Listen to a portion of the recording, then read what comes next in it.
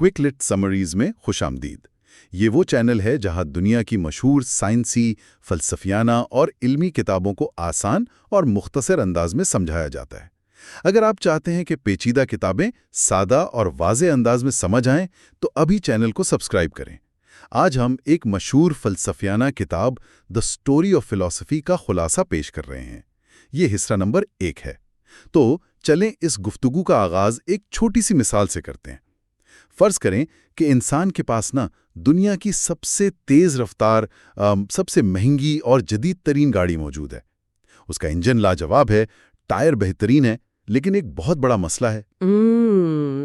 नक्शा नहीं है उसके पास। बिल्कुल, इस ड्राइवर को मालूम ही नहीं कि जाना कहाँ है। और अगर हम देखें तो आज की दुनिया में इतनी साइंसी और तकनीकी तरक्की के बाद इंसान की हालत बिल्कुल इसी ड्राइवर जैसी है। वसाइल तो बेतहाशा हैं, लेकिन सिमत गायब है। तो ये सिमत या ये नक्शा आएगा कहाँ से? और यही आज के दौर का सबसे बड़ा अलमिया है। मतलब हमारे पास हकायक हैं, आदातो शुमार हैं, खबरों के बड़े बड़े पहाड़ खड़े हैं, लेकिन इन हकायक का असल मतलब क्या है, वो जो हिकमत है वो कहीं दब गई है। ड्यूरेंट ने अपनी इस क्लासिक किताब में इसी बात पर जोर दिया है कि आज हमें फ़लसफ़े की ज़रूरत पहले से कहीं ज़्यादा है। हमने मालूमात का हुजूम तो इकट्ठा कर लिया है, लेकिन इस हुजूम में से हिकमत तलाश करना अभी बाकी है। इंसान जाहिर है सिर्फ रोटी कमाने के लिए तो पैदा नहीं हुआ। सही। चलें इस बात की जरा तह तक पहुंचते हैं। सबसे पहला सवाल जो किसी के भी जहन में आ सकता है, वो ये है कि आखिर ये फ़लसफ़ा है क्या भला, और एक आम इंसान इस कदर पेचीदा समझे जाने वाले मौजू की तरफ खिंचता क्यों है? मुझे तो ये कुछ ऐसा लगता है जैसे इंसानी जिंदगी एक बहुत बड़ी बिखरी हुई पहेली है। हमारे पास टुकड़े तो हैं, नौकरी, रिश्ते, खुशी, गम, लेकिन मुकम्मल तस्वीर गायब है। क्या फ़लसफ़ा दरअसल उस गायब तस्वीर को तलाश करने का नाम है? हाँ, ये पहेली वाली मिसाल ड्यूरेंट के ख्यालात के बहुत करीब है। किताब में रॉबर्ट ब्राउनिंग का एक बड़ा गहरा हवाला दिया गया है। वो कहते हैं कि जिंदगी का एक मतलब है और इस मतलब को तलाश करना ही मेरी असल खुराक है। यानी इंसान दुनिया के इस अफरा तफरी से, रोजमर्रा के शोर से घबरा कर एक ऐसा जाविया तलाश करता है जहां से चीजें बामानी लगें। लेकिन क्या ये तलब, ये भूख सिर्फ चंद दानिश्वरों तक महदूद नहीं? हम आम लोग तो बस बिलों की अदायगी, ट्रैफिक और रोजमर्रा के मसाइल में फंसे रहते हैं। इन गहरी बातों का आम इंसान से भला क्या ताल्लुक? देखें, बज़ाहिर ऐसा ही लगता है कि फ़लसफ़ा बस किताबों में बंद है, मगर हर इंसान कभी न कभी रात की खामोशी में या किसी बड़े सानहे के बाद ये ज़रूर सोचता है कि इस भाग दौड़ का आखिर मकसद क्या है। हम लाशऊरी तौर पर चाहते हैं कि छोटी चीज़ें छोटी ही लगें और बड़ी चीज़ें बड़ी।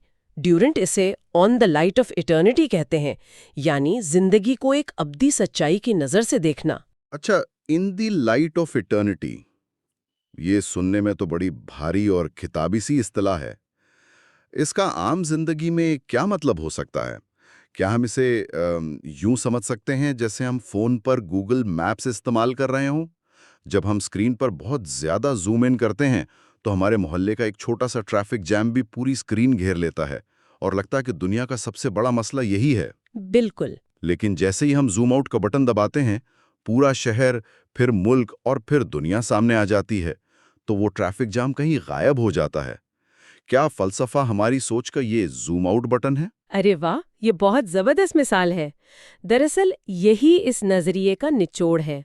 जब इंसान अपनी सोच को जूम आउट करता है तो उसे एहसास होता है कि जिन वक्ती परेशानियों पर वो खून जला रहा था, कायनात के वसी पैमाने पर उनकी कोई हैसियत नहीं। फ़लसफ़ा इंसान को मौजूदा लम्हे के शोर से बाहर निकालकर चीज़ों को एक बड़ी तस्वीर में देखने की सलाहियत देता है। इससे एक अजीब सा ज़हनी सुकून मिलता है।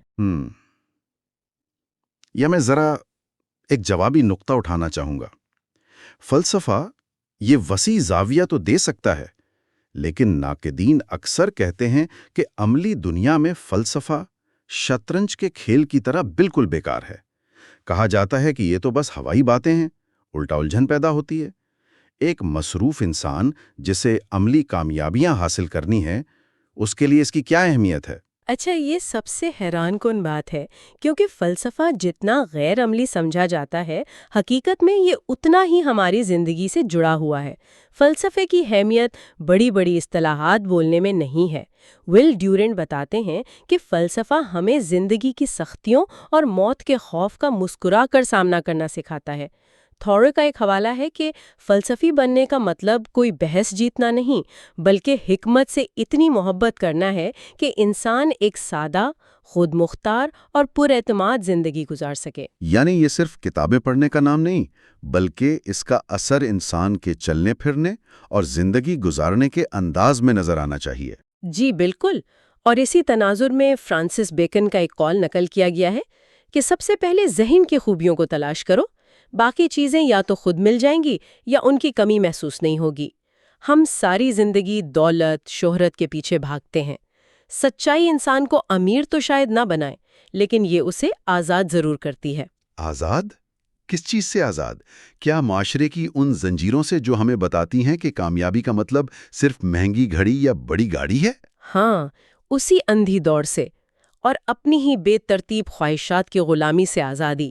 ہماری خواہشات اور توانائیوں کو ایک خاص سمت میں لانا، جسے ڈورانٹ توانائیوں کو منظم کرنا یا کوآرڈینیٹنگ اور انرجیز کہتے ہیں، یہی اخلاقیات اور فلسفے کا سب سے شاندار کام ہے۔ جب توانائیاں ٹکرانے کے بجائے یکجا ہوتی ہیں تو اندرونی توازن پیدا ہوتا ہے۔ کیا بات ہے! یہاں بات واقعی بہت دلچسپ ہو جاتی ہے۔ اگر ہمارے پاس وہ اندرونی توازن آ جائے تو ہم بیرونی معلومات کو بہتر استعمال کر سکتے ہیں۔ اور جب دنیاوی حقائق کی بات آتی ہے تو آج کے دور میں سب سے پہلا نام سائنس کا آتا ہے۔ تو ایک منطقی سوال پیدا ہوتا ہے کہ جب سائنس موجود ہے جو ٹھوس حقائق بتاتی ہے تو سائنس کے ہوتے ہوئے فلسفے کی کیا ضرورت ہے؟ یہ ایک بہت اہم سوال ہے۔ فرض کریں سائنس اس مکینک کی طرح ہے جو گاڑی کے ہر پرزے کو کھول کر بتا دیتا ہے کہ انجن کیسے کام کرتا ہے، بریک کیسے لگتی ہے، لیکن سائنس یہ نہیں بتا سکتی کہ اس گاڑی کو لے کر جانا کہاں ہے۔ تو کیا فلسفہ اس ڈرائیور کی طرح ہے جو جانتا ہے کہ منزل کون سی ہے؟ یہ مثال بالکل درست بیٹھتی ہے۔ ڈیورنٹ نے سائنس اور فلسفے کے فرق کو بڑی تفصیل سے بیان کیا ہے۔ دیکھیں، سائنس اور فلسفہ دشمن نہیں ہے۔ کتاب کے مطابق سائنس تجزیاتی وضاحت یا اینالیٹیکل ڈسکرپشن ہے۔ یہ چیزوں کو حصوں میں بانٹتی ہے۔ ایک سائنسدان کسی پسو کی ٹانگ کے مطالعے میں اتنا ہی مگن ہو سکتا ہے جتنا کسی بڑی کہکشاں میں۔ صحیح، وہ چیزوں کو الگ الگ کر کے دیکھتے ہیں۔ ماہر حیاتیات خلیوں کو دیکھ رہا ہے، ماہر طبیعیات ایٹموں کو۔ بالکل، مگر فلسفہ ترکیبی تشریح یعنی سنتھیٹک انٹرپریٹیشن ہے۔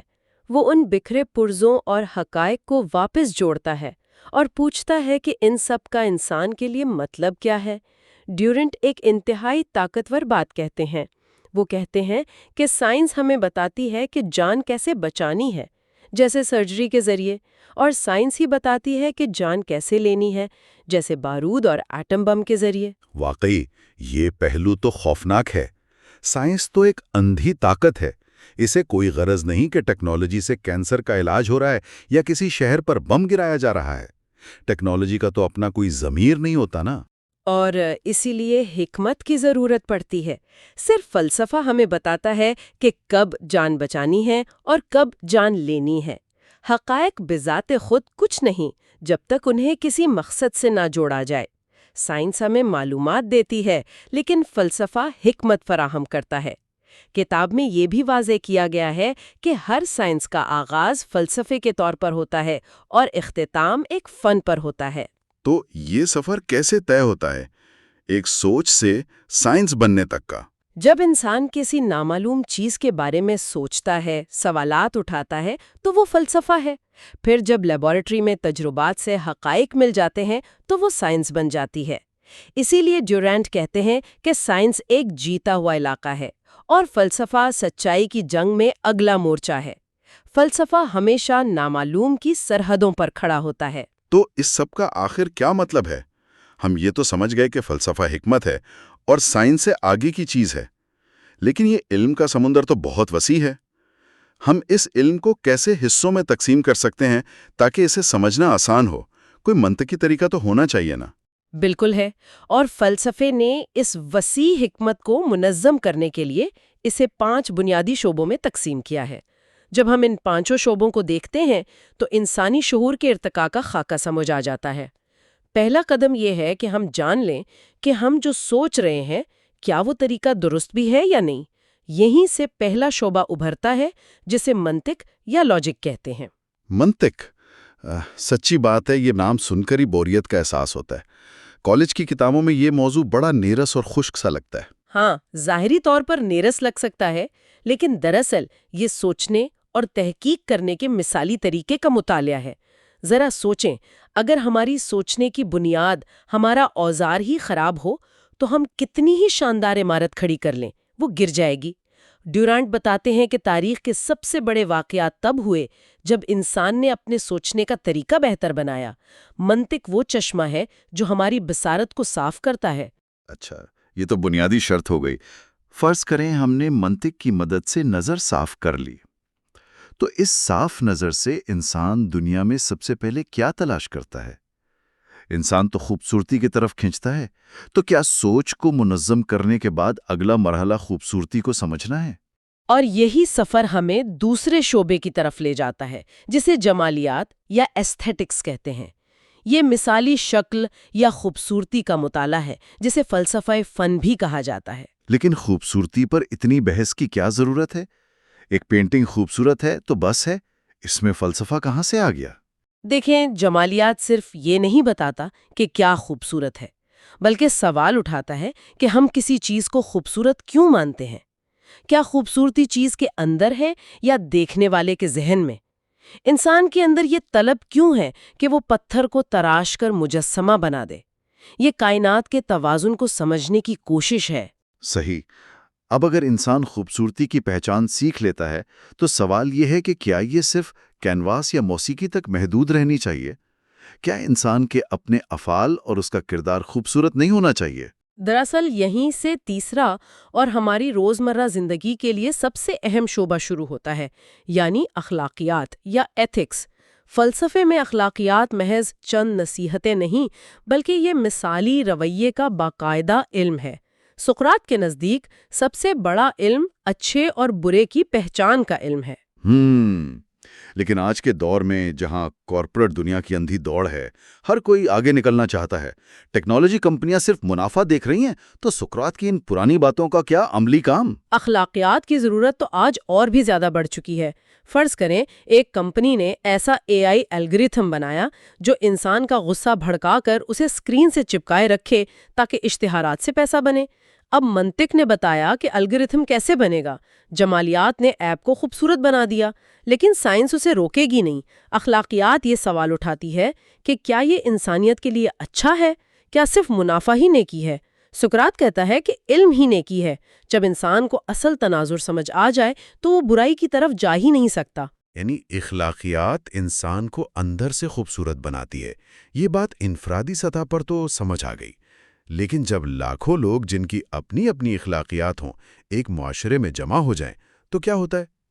کیا یہیں سے چوتھا شعبہ یعنی سیاست جنم لیتا ہے؟ جی بالکل۔ سیاست سے ہم عام طور پر الیکشن، کرسی کی جنگ یا جوڑ توڑ مراد لیتے ہیں، لیکن فلسفے میں سیاست کا دائرہ بہت بلند ہے۔ یہ مثالی سماجی تنظیم یا آئیڈیل سوشل آرگنائزیشن کا مطالعہ ہے۔ یہ تحقیق ہے کہ انفرادی اخلاقیات کو پورے معاشرے پر کیسے لاگو کیا جائے۔ مطلب یہ صرف کرسی حاصل کرنا نہیں، بلکہ یہ دیکھنا کہ بادشاہت، جمہوریت یا سوشلزم میں سے کون سا نظام معاشرے کو انصاف پسند بنا سکتا ہے۔ قطعی طور پر یہ سمجھنے کا عمل ہے کہ ریاست اور شہری کا تعلق کیسا ہونا چاہیے اور طاقت کا استعمال کیسے ہو۔ لیکن جب ہم نے فرد کی سوچ، فن، اخلاقیات اور معاشرے کو منظم کر لیا تو کیا انسان کی جستجو ختم ہو جاتی ہے؟ ان چاروں کے بعد ایک مقام آتا ہے جہاں انسان کی نظر کائنات کے اسرار پر پڑتی ہے، اور وہ 5واں شعبہ ہے، ما بعد الطبیعات یا میٹا فزکس۔ ما بعد الطبیعات، نام ہی سے لگتا ہے کہ سائنس کی یہاں ہاتھ پاؤں پھول جاتے ہوں گے۔ یہ کس چیز کا مطالعہ ہے؟ یہ تمام چیزوں کی حتمی حقیقت کا مطالعہ ہے، وہ سوالات جو لیبارٹری سے دور ہیں۔ مثلاً مادے کی اصل کیا ہے، ذہن کیا ہے، کیا کائنات خود بن گئی یا اس کا کوئی شعوری آغاز ہے؟ کیا وقت اور خلا واقعی وجود رکھتے ہیں یا صرف ہمارے ذہن کی اختراع ہیں؟ لیکن اس کا ایک عام انسان کی زندگی سے کیا تعلق؟ مجھے تو صبح اٹھ کر کام پر جانا ہے نا، یہ میری زندگی کیسے بدل سکتی ہے؟ اس کا تعلق سیدھا انسان کے زاویہ نگاہ سے ہے۔ جب انسان کائنات کی وسعت پر غور کرتا ہے تو اس میں قدرتی عاجزی پیدا ہوتی ہے۔ اسے اپنی روزمرہ کی پریشانیاں اور انا کے مسئلے بہت حقیر لگنے لگتے ہیں۔ یہ وہ مقام ہے جہاں انسان محض ایک مشین نہیں رہتا، کائنات کے ساتھ اپنا روحانی رشتہ محسوس کرتا ہے۔ کیا بات ہے! تو آج کی اس پوری گفتگو کا نچوڑ ہم کیا نکال سکتے ہیں؟ ایسا لگتا ہے جیسے ہم معلومات کے اندھے غار سے نکل کر ایک روشن وسعت کی طرف آ گئے ہوں۔ بالکل، اور اس مطالعے کا بنیادی نچوڑ یہی ہے کہ آج ہم جس معلومات کے سمندر میں غوطے کھا رہے ہیں، فلسفہ ہمیں ڈوبنے سے بچاتا ہے۔ یہ صرف کوری معلومات کا ڈھیر نہیں دیتا، بلکہ وہ حکمت عطا کرتا ہے جس سے ہم اپنی اور معاشرے کی بہتری کے لیے متوازن اور اخلاقی فیصلے کر سکیں۔ اور یہیں سے ایک گہرا سوال ابھرتا ہے جو انسان کو تنہائی میں خود سے پوچھنا چاہیے۔ اگر ہماری سائنس ترقی کرتی رہے، گاڑیاں خود چلنے لگیں، دولت آسمان کو چھونے لگے، لیکن ہمارے پاس وہ فلسفہ نہ ہو جو ہماری منزل اور مقاصد بتائے، تو کیا ہماری یہ تمام ترقی محض ایک بے معنی شور و گل نہیں بن کر رہ جائے گی؟ شیکسپیئر کے الفاظ میں sound and fury signifying nothing, یہ وہ سوال ہے جو ہمیں سمت پہچاننے پر مجبور کرتا ہے۔ اگلے حصے میں ہم قدیم یونان کے حالات اور فلسفے کی پیدائش کے بارے میں بات کریں گے۔ خوش آمدید، اور سب سے پہلے میں واضح طور پر یہ بتاتی چلوں کہ یہ حصہ نمبر 2 ہے۔ جی بالکل، اور مجھے بہت خوشی ہے کہ ہم اپنی اس گفتگو کو آگے بڑھا رہے ہیں۔ ہاں، مجھے بھی۔ تو پچھلی گفتگو سے آگے بڑھتے ہوئے آج کے اس تفصیلی جائزے کا جو مقصد ہے وہ ول ڈورانٹ کی مشہور کتاب دی اسٹوری آف فلسفی کے حوالوں سے قدیم یونان کے حالات کو بیان کرنا ہے۔ اور ظاہر ہے وہاں فلسفے کا آغاز کیسے ہوا، اس پر بھی ہم تفصیلی بات کریں گے۔ بالکل، تو چلیں اس کو سمجھنے کی کوشش کرتے ہیں کہ کیسے ایک خاص قسم کا قدرتی اور جغرافیائی ماحول جو ہے وہ انسانی سوچ میں ایک بہت بڑا انقلاب لا سکتا ہے۔ اصل میں یہ بہت اہم نکتہ ہے، کیونکہ عام طور پر جب ہم تاریخ یا نظریات کا ذکر سنتے ہیں تو ذہن میں ایک خاکہ سا بنتا ہے کہ شاید فلسفہ محض کچھ بہت ہی ذہین دانشوروں کا بند کمروں میں بیٹھ کر سوچنے کا نام ہے۔ ہاں، مطلب لوگوں کو لگتا ہے کہ کچھ لوگ بس بیٹھے اور انہوں نے فلسفہ ایجاد کر لیا۔ جی، لیکن یہ ایک بہت ہی عام سی غلط فہمی ہے۔ ہم اکثر فلسفے کو صرف بھاری بھرکم کتابوں یا ایکیڈیمک بحثوں تک محدود سمجھتے ہیں۔ ہمیں لگتا ہے کہ خیالات بس اچانک کسی کے ذہن میں آسمان سے نازل ہوتے ہیں۔ صحیح، تو پھر حقیقت کیا ہے؟ دیکھیں، اگر تاریخ کا بغور مطالعہ کیا جائے تو حقیقت اس کے بالکل برعکس نظر آتی ہے۔ در حقیقت فلسفہ زمین کے جغرافیے، سمندر کی لہروں، تاجروں کے مشکل سفر اور عام انسانوں کی جو روزمرہ معاشی ضروریات ہیں نا، ان کے بطن سے جنم لیتا ہے۔ ارے واہ، یعنی خیالات کا تعلق سیدھا زمین اور حالات سے ہے؟ بالکل، اور خاص طور پر جب ہم قدیم یونان کی بات کرتے ہیں تو یہ بات اور بھی زیادہ واضح ہو کر سامنے آتی ہے۔ تو اس کا مطلب ہے کہ بڑے بڑے خیالات اور نظریات کی بات کرنے سے پہلے ہمارے لیے نقشے کو دیکھنا ضروری ہے؟ جی، نقشہ بہت کچھ بتاتا ہے۔ کیونکہ میں دیکھ رہی تھی کہ ول ڈورانٹ نے اپنی کتاب کے آغاز میں قدیم یونان کی جو جغرافیائی منظر کشی کی ہے وہ واقعی حیران کن ہے۔ اسے پڑھ کر ایسا لگتا ہے جیسے جغرافیہ ہی قوموں کی تقدیر طے کرتا ہے، ان کے سوچنے کا انداز بناتا ہے۔ صحیح بات ہے۔ اب اگر ہم قدیم یونان کے نقشے کو ذہن میں لائیں تو وہ بحیرہ روم میں پھیلے ہوئے ایک ہڈیوں کے ڈھانچے نما ہاتھ جیسا دکھائی دیتا ہے۔ ہڈیوں کا ڈھانچہ؟ مطلب تھوڑا عجیب سا منظر ہے۔ ہاں، ایسا محسوس ہوتا ہے کہ کچھ ٹیڑھی میڑھی بے ہنگم سی انگلیاں سمندر میں دور تک چلی گئی ہوں، اور یہ زمین کوئی سیدھا اور ہموار میدان نہیں تھی۔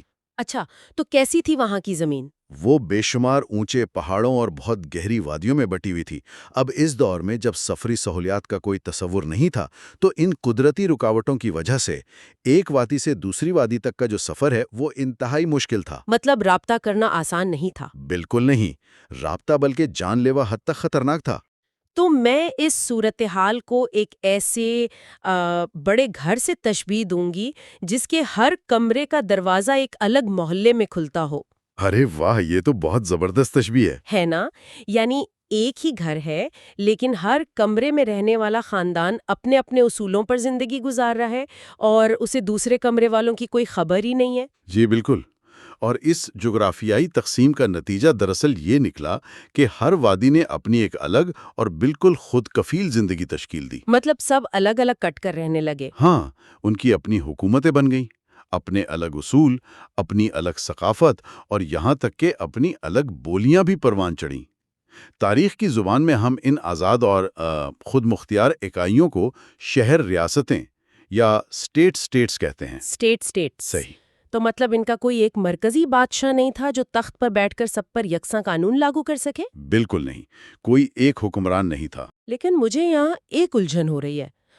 کیا اس قدرتی رکاوٹ نے یونان کو ایک بڑی سلطنت بننے سے روک کر اسے محض مختلف سیاسی تجربات کی تجربہ گاہ بنا دیا تھا؟ یہ ایک بہت اہم سوال ہے۔ میرا مطلب ہے، کیا کسی طاقتور حکمران نے یہ کوشش نہیں کی کہ ان سب وادیوں کو ملا کر ایک بڑی سلطنت بنا لے، جیسے اس وقت مصر یا فارس میں تھا؟ دیکھیں، اصل میں ان پہاڑوں نے ایک قدرتی فصیل کا کام کیا۔ اگر کوئی ایک شہر ریاست دوسری پر حملہ کر کے اسے فتح کرنے کی کوشش بھی کرتی تو ان دشوار گزار پہاڑی راستوں سے فوج لے کر گزرنا تقریباً ناممکن تھا۔ اچھا، اور پھر وہاں قبضہ برقرار رکھنا بھی تو مشکل ہوتا ہوگا۔ بالکل، لاجسٹک کے لحاظ سے یہ ممکن ہی نہیں تھا۔ اسی لیے مشرق کی طرح وہاں کوئی ایک بڑا جابر حکمران پوری قوم پر قابض نہیں ہو سکا، اور یہی وہ بنیادی وجہ تھی جس نے طاقت کو ایک جگہ اکٹھا ہونے سے روکا۔ صحیح۔ تو ہر شہر ریاست اپنے حالات اور اپنی ضروریات کے مطابق اپنے نظام چلا رہی تھی اور نت نئے سیاسی تجربات کر رہی تھی۔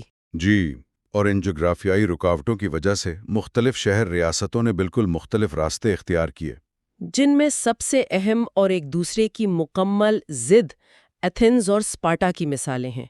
وولڈرینٹ نے بڑی تفصیل سے بتایا ہے کہ کس طرح یہ دونوں ریاستیں ایک ہی خطے میں ہونے کے باوجود دو مختلف دنیائیں تھیں۔ بالکل، دو الگ ہی دنیائیں تھیں۔ ویسے اسپارٹا کی کہانی مجھے کچھ زیادہ ہی سخت لگتی ہے۔ اسپارٹا کی ترقی اور تنزلی ایک انتہائی دلچسپ تاریخی سبق ہے۔ وہ جغرافیائی طور پر خشکی سے گھرا ہوا علاقہ تھا۔ یعنی سمندر نہیں تھا ان کے پاس۔ جی، طویل جنگوں کے بعد اسپارٹا کی قیادت نے یہ محسوس کیا کہ انہیں اپنی بقا کے لیے ہر وقت چوکنا رہنا ہوگا۔ چنانچہ انہوں نے اپنی تمام تر توجہ اپنی فوج اور زراعت پر مرکوز کر دی۔ مطلب صرف لڑنا اور کھانا اگانا؟ بالکل، اور انہوں نے بیرونی دنیا سے اپنے رابطے مکمل کاٹ لیے۔ بیرونی تجارت پر پابندی لگا دی گئی، سونے چاندی کے سکوں کا استعمال ترک کر دیا گیا۔ ارے باپ رے، اتنی سخت پابندیاں! ہاں، وہ ایک ایسی ریاست بن گئے جو معاشی طور پر مکمل ٹھہری ہوئی تھی، سخت گیر اور انتہائی تنہائی پسند تھی۔ وہاں کسی بھی نئے خیال کا مطلب سیدھا ریاست سے غداری سمجھا جاتا تھا۔ اگر میں ان دونوں کا موازنہ کروں تو مجھے ایسا لگتا ہے کہ اسپارٹا ایک سخت گیر ملٹری بورڈنگ سکول کی طرح تھا۔ جی، بالکل درست۔ جہاں طلبہ کا بیرونی دنیا سے کوئی رابطہ نہیں اور بس صبح شام پریڈ ہوتی ہے، جبکہ دوسری طرف ایتھنز ایک مصروف بین الاقوامی ہوائی اڈے کی مانند تھا جہاں ہر وقت گہما گہمی رہتی ہے۔ یہ موازنہ بہت برمحل ہے۔ لیکن میں سوچ رہی تھی کہ کیا اسپارٹا کی یہ فوجی ذہنیت صرف ان کا اپنا انتخاب تھا یا ان کے زمینی محاصرے کی وجہ سے پیدا ہونے والی مجبوری تھی، جبکہ دوسری طرف ایتھنز نے سمندر کے ذریعے اپنی قسمت بدل لی۔ اسپارٹا کے معاملے میں یہ سراسر ان کی مجبوری اور اندرونی خوف کا نتیجہ تھا۔ ان کے ہاں غلاموں کی تعداد بہت زیادہ تھی جن کی بغاوت کا خطرہ ہر وقت ان کے سر پر منڈلاتا رہتا تھا۔ اچھا، تو وہ اندرونی ڈر کا شکار تھے؟ جی، اور چونکہ وہ خشکی پر تھے، ان کے پاس زمین سے جڑے رہنے کے سوا کوئی چارہ نہیں تھا۔ لیکن ایتھنز کا معاملہ بالکل مختلف تھا۔ ایتھنز کے پاس پائریس جیسی ایک انتہائی شاندار اور قدرتی بندرگاہ موجود تھی۔ ہاں، بندرگاہ کا ہونا تو بہت بڑا فائدہ ہے۔ بالکل، جب جنگوں کا خطرہ کچھ ٹلا تو ایتھنز نے بہت سمجھداری کا ثبوت دیتے ہوئے اپنی بڑی جنگی بحریہ کو ایک تجارتی بحری بیڑے میں بدل دیا۔ وہ محدود زمین پر لڑنے کے بجائے کھلے سمندر کی لہروں پر نکل پڑے۔ کیا بات ہے! اور پھر بہت ہی کم عرصے میں ایتھنز قدیم دنیا کا ایک بہت بڑا تجارتی مرکز بن کر ابھرا۔ یہاں بات واقعی بہت دلچسپ ہو جاتی ہے، کیونکہ جب ہم کسی بین الاقوامی ہوائی اڈے جیسی تجارتی مصروفیت کا تصور کرتے ہیں تو صرف اشیاء کا تبادلہ ہی ذہن میں آتا ہے۔ جی، عام طور پر یہی سوچا جاتا ہے۔ لیکن ایتھنز کی ان بندرگاہوں نے صرف زیتون کے تیل یا کپڑے کا تبادلہ نہیں کیا، بلکہ در حقیقت نئے خیالات کو بھی جنم دیا۔ دیکھیں، تاریخ کا یہ ایک اٹل اصول ہے کہ جب تجارتی راستے کھلتے ہیں تو ان پر صرف مال نہیں بلکہ خیالات، عقائد اور ثقافتیں بھی سفر کرتی ہیں۔ بالکل، لوگ ملتے ہیں تو باتیں بھی ہوتی ہیں۔ ہاں، ایتھنز کی بندرگاہوں پر دنیا بھر سے مختلف نسلوں، تہذیبوں اور عقائد کے لوگ آ کر اترنے لگے۔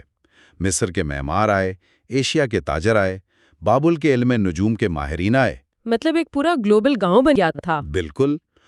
تو جب اتنے سارے مختلف خیالات کا آمنا سامنا ہوا تو ایک زبردست ذہنی ہلچل مچنا ایک فطری امر تھا۔ لوگوں نے پہلی بار یہ محسوس کیا کہ دنیا صرف ان کی اپنی وادی تک محدود نہیں ہے بلکہ بہت وسیع ہے۔ اور پھر انہوں نے ان مختلف نظریات کا موازنہ اور تجزیہ کرنا شروع کر دیا ہوگا۔ جی ہاں، بالکل یہی ہوا۔ ذرا اس بات پر غور کیا جائے کہ جب ایک عام انسان جس نے ساری عمر صرف اپنے قبیلے کے دیوتاؤں کی کہانیاں سچ مان کر سنی ہوں، وہ اچانک دیکھتا ہے کہ 10 مختلف قبیلوں کے تاجر 10 مختلف خداؤں کی پوجا کر رہے ہیں۔ جی، تو وہ پریشان تو ہوگا۔ بالکل، تو وہ لاشعوری طور پر سبھی پر سوال اٹھانے لگتا ہے۔ اسے لگتا ہے کہ شاید یہ سب انسانوں کے اپنے بنائے ہوئے قصے ہیں۔ اور انسان کے اندر پیدا ہونے والے اسی رویے کو ہم عقلی شک کہتے ہیں۔ عقلی شک؟ اچھا۔ جی، ول ڈورانٹ لکھتے ہیں کہ تاجر طبقہ وہ پہلا گروہ تھا جس کے اندر یہ عقلی شک پیدا ہوا۔ تاجر ایک جگہ سے دوسری جگہ جاتے تھے، انہوں نے دنیا کے اتنے رنگ دیکھ لیے تھے کہ وہ کسی ایک اندھے عقیدے یا مقامی دیو مالا پر سچے دل سے یقین نہیں کر سکتے تھے۔ ظاہر ہے ان کی آنکھیں کھل گئی تھیں۔ ہاں، ان کا روزمرہ کا کام ہی تولنا، پرکھنا اور حساب کتاب کرنا تھا۔ اس عقلی شک نے ان کے اندر مزید جاننے کی پیاس کو بڑھایا، اور اس کے ساتھ ساتھ ایک اور بہت اہم واقعہ رونما ہوا۔ وہ کیا؟ تجارت نے ایتھنز میں بے پناہ دولت کا ایک سیلاب لا کھڑا کیا۔ اس دولت نے ایک مخصوص طبقے کو روزمرہ کی سخت مشقت اور روٹی کمانے کی جدوجہد سے آزاد کر کے انہیں فرصت اور سکون فراہم کیا۔ یعنی فارغ وقت مل گیا۔ بالکل، اور یاد رکھنا چاہیے کہ فرصت جو ہے وہ تحقیق اور غور و فکر کے لیے سب سے بنیادی شرط ہے۔ تو کیا ہم یہ کہہ سکتے ہیں کہ فلسفہ اور سائنس محض کسی خاص قوم کی پیدائشی ذہانت کا نتیجہ نہیں تھے، بلکہ فارغ وقت اور دولت ان کے اصل والدین تھے؟ جی، تاریخ کے حقائق یہی بتاتے ہیں۔ بھوکے پیٹ اور تھکے ہوئے جسم کے ساتھ کائنات کے رازوں پر غور نہیں کیا جا سکتا۔ یہ بات تو بہت سچ ہے۔ لیکن دیکھیں، صرف فرصت ہی کافی نہیں تھی، ضرورت نے بھی علم کو جنم دیا۔ اچھا، ضرورت نے کیسے؟ جب جہاز رانوں کو کھلے سمندر میں سفر کرنا ہوتا، جہاں ارد گرد کوئی نشانی نہ ہو، تو سمت معلوم کرنے کے لیے ستاروں کے علم کی ضرورت پیش آئی۔ یوں فلکیات کو باقاعدہ پڑھا جانے لگا۔ صحیح، اور اسی طرح تجارت کے لین دین کے لیے بھی کچھ ضرورت پڑی ہوگی۔ بالکل، ریاضی کی ضرورت پڑی۔ سائنسی سوچ نے دراصل ایتھنز کے جہاز رانوں اور تاجروں کی عملی ضرورتوں کے بطن سے جنم لیا۔ اور اسی فارغ وقت اور شک کرنے کی عادت نے انسانوں کو مجبور کیا کہ وہ جادو اور دیمالائی کہانیوں کے بجائے کائنات کے سائنسی اسباب تلاش کریں۔ جی بالکل۔ ہم دیکھتے ہیں کہ قدیم یونانی فلسفیوں نے پہلی بار فطرت کے بارے میں ایسے سوالات کیے جو اس سے پہلے کبھی نہیں کیے گئے تھے۔ یہ واقعی تاریخ کا ایک بہت ہی پرجوش موڑ تھا۔ اگر ہم ابتدائی یونانی فلسفیوں کی طرف دیکھیں تو وہ دراصل کائنات کا مشاہدہ کرنے والے ماہرین فلکیات تھے۔ کوئی مثال ہے اس کی؟ مثال کے طور پر تھالیز وہ پہلا شخص مانا جاتا ہے جس نے اپنے دور کے لوگوں کو حیران کر دیا جب اس نے یہ نظریہ پیش کیا کہ آسمان پر چمکنے والے ستارے کوئی دیوتا یا مافوق الفطرت ہستیاں نہیں ہیں۔ تو پھر کیا ہے؟ اس نے کہا کہ یہ مادی چیزیں ہیں، محض آگ کے گولے ہیں۔ واو! میں اس ذہنی تبدیلی کو ایک ایسے بچے کی مثال سے سمجھاؤں گی جو اچانک جادوگر کے کرتبوں پر یقین کرنا چھوڑ دیتا ہے۔ یہ مثال بہت زبردست ہے۔ وہ بچہ اب تالیاں بجانے کے بجائے یہ ڈھونڈنے لگتا ہے کہ جادوگر کی آستین میں کیا چھپا ہے یا اس کے ڈبے کے پیچھے کون سا میکینزم کام کر رہا ہے۔ بالکل، انسانی ذہن بھی اسی طرح بلوغت کی طرف جا رہا تھا۔ لیکن میرا ایک سوال ہے، ان عام لوگوں کے لیے یہ نظریات کتنے صدمے کا باعث ہوں گے جو اس وقت بھی یہ مانتے تھے کہ آسمانی بجلی کوئی ناراض دیوتا گرا رہا ہے اور سمندری طوفان کسی سمندری دیوتا کے غصے کا نتیجہ ہے۔ صدمہ تو یقیناً بہت بڑا تھا۔ تو میرا سوال یہ ہے کہ تھالیس کو ان باتوں پر مارا کیوں نہیں گیا؟ یہ ایک بہت اہم نکتہ ہے جو آپ نے اٹھایا۔ یقیناً یہ نظریات ان کے صدیوں پرانے عقائد کے لیے ایک بہت بڑا دھچکا تھے۔ جب روایتی سوچ کو چیلنج کیا جاتا ہے تو معاشرے میں بے چینی اور غصہ ضرور پیدا ہوتا ہے۔ ہاں، تو پھر وہ بچ کیسے گیا؟ جیسا کہ ہم نے ذکر کیا، ایتھنز کے آزاد تجارتی ماحول اور دولت نے ایک ایسا برداشت کا کلچر پیدا کر دیا تھا جہاں مختلف خیالات کو سننے کی گنجائش موجود تھی، اچھا، یعنی وہاں رواداری تھی۔ بالکل، اگر یہی بات تھالیز نے تنہائی پسند اسپارٹا میں کہی ہوتی نا تو شاید اسے زندہ نہ چھوڑا جاتا، لیکن ایتھنز کے اثر و رسوخ والے علاقوں میں ان باتوں پر باقاعدہ بحث کی گئی۔ اور کسی اور نے بھی ایسے نظریات پیش کیے؟ ہاں، اسی کھلے ماحول میں انیگزیمینڈر نے یہ نظریہ پیش کیا کہ زندگی کا آغاز سمندر سے ہوا ہے اور جانداروں نے وقت کے ساتھ خود کو خشکی کے ماحول کے مطابق ڈھالا ہے۔ یہ تو بالکل آج کی سائنس جیسا لگ رہا ہے۔ جی، لوگوں نے کائنات کے ان پراسرار پہلوؤں کی قدرتی وجوہات خود فطرت کے اندر تلاش کرنا شروع کر دیں۔ جادو اور مافوق الفطرت قوتوں کی جگہ اب سائنس اور منطق لینے لگی تھی۔ تو جب دیوتاؤں کی کہانیوں پر سے یہ پردہ ہٹ گیا اور لوگوں کا ان پر یقین اٹھ گیا تو پھر انسانی ذہن نے ایک اور بڑا سوال پیدا کیا کہ آخر یہ کائنات، یہ ستارے، یہ زمین کس چیز سے بنی ہے؟ بالکل درست، اور یہیں سے فلسفے کی باقاعدہ شکل ابھر کر سامنے آتی ہے۔ صحیح۔ ان ابتدائی فلسفیوں کی سب سے بڑی کوشش کائنات کی اصل اور حتمی حقیقت کو سمجھنا تھا۔ ایک منٹ، آپ نے حتمی حقیقت کا لفظ استعمال کیا۔ جی، اس دور کے انسان کے لیے اس کا عملی مطلب کیا تھا؟ وہ آخر کھوج کس چیز کی کر رہے تھے؟ وہ دراصل یہ جاننا چاہتے تھے کہ مادے کی وہ آخری کائی کیا ہے جسے مزید توڑا نہیں جا سکتا۔ وہ کون سا بنیادی مٹیریل ہے جس سے یہ ساری کائنات تعمیر ہوئی ہے۔ اچھا، تو کیا وہ کسی نتیجے پر پہنچے؟ اس کی سب سے شاندار مثال ہمیں ڈیموکریٹس کے کام میں ملتی ہے۔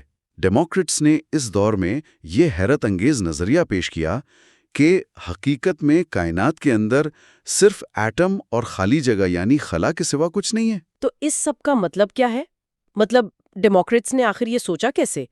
ان کے پاس تو کوئی مائکروسکوپ نہیں تھی، کوئی لیبارٹری نہیں تھی، پھر وہ اس نتیجے تک کیسے پہنچے؟ ڈیموکریٹس نے باقاعدہ ایک ذہنی تجربہ کیا۔ اس نے سوچا کہ فرض کریں کہ ایک انسان کے پاس ایک پتھر ہے، وہ اسے 2 حصوں میں کاٹتا ہے۔ صحیح۔ پھر اس کٹے ہوئے حصے کو مزید آدھا کرتا ہے اور پھر مزید آدھا۔ وہ اس عمل کو دہراتا چلا جاتا ہے۔ تو ڈیموکریٹس نے منطقی طور پر یہ نتیجہ اخذ کیا کہ آخرکار ایک ایسا مقام آئے گا، ایک ایسا ذرہ بچے گا جسے مزید کاٹنا ممکن نہیں ہوگا۔ ارے واہ، یہ تو کمال کی سوچ ہے۔ جی، اور یونانی زبان میں اس نہ کٹنے والے ذرے کو ایٹموس کہا گیا، جس سے بعد میں ایٹم کا لفظ نکلا۔ اس کا ماننا تھا کہ ہر چیز چھوٹے چھوٹے ناقابل تقسیم ذرات سے مل کر بنی ہے، جو ایک خالی خلا میں حرکت کر رہے ہیں۔ ڈیموکریٹس کی ایٹم اور خلا کی یہ بات بالکل آج کی ماڈرن فزکس جیسی لگتی ہے۔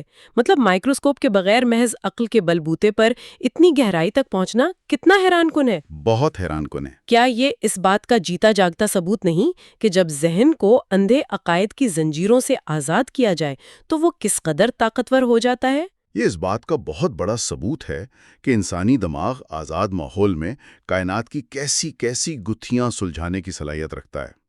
یہ سب اس بات کی وضاحت کرتا ہے کہ ایتھنز کی دولت، اس کی آزادی اور تجارتی رابطوں نے وہ زمین فراہم کی جس پر فلسفے نے باقاعدہ شکل اختیار کی۔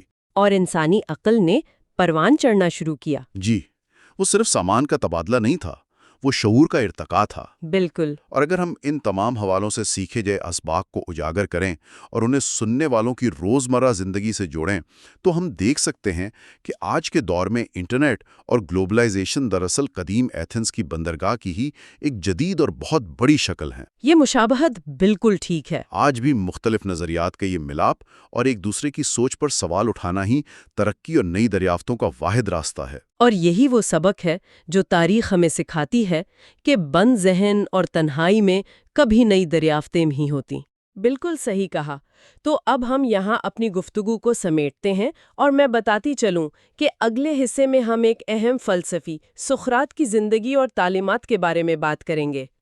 لیکن جانے سے پہلے ایک بہت ہی فکر انگیز سوال ہے جس پر ہمیں غور کرنا چاہیے۔ جی ضرور بتائیں۔ ان ابتدائی فلسفیوں نے اپنا سارا وقت ستاروں، سمندروں اور ایٹموں کی طرف دیکھ کر کائنات کی گتھیوں کو سلجھانے میں لگا دیا۔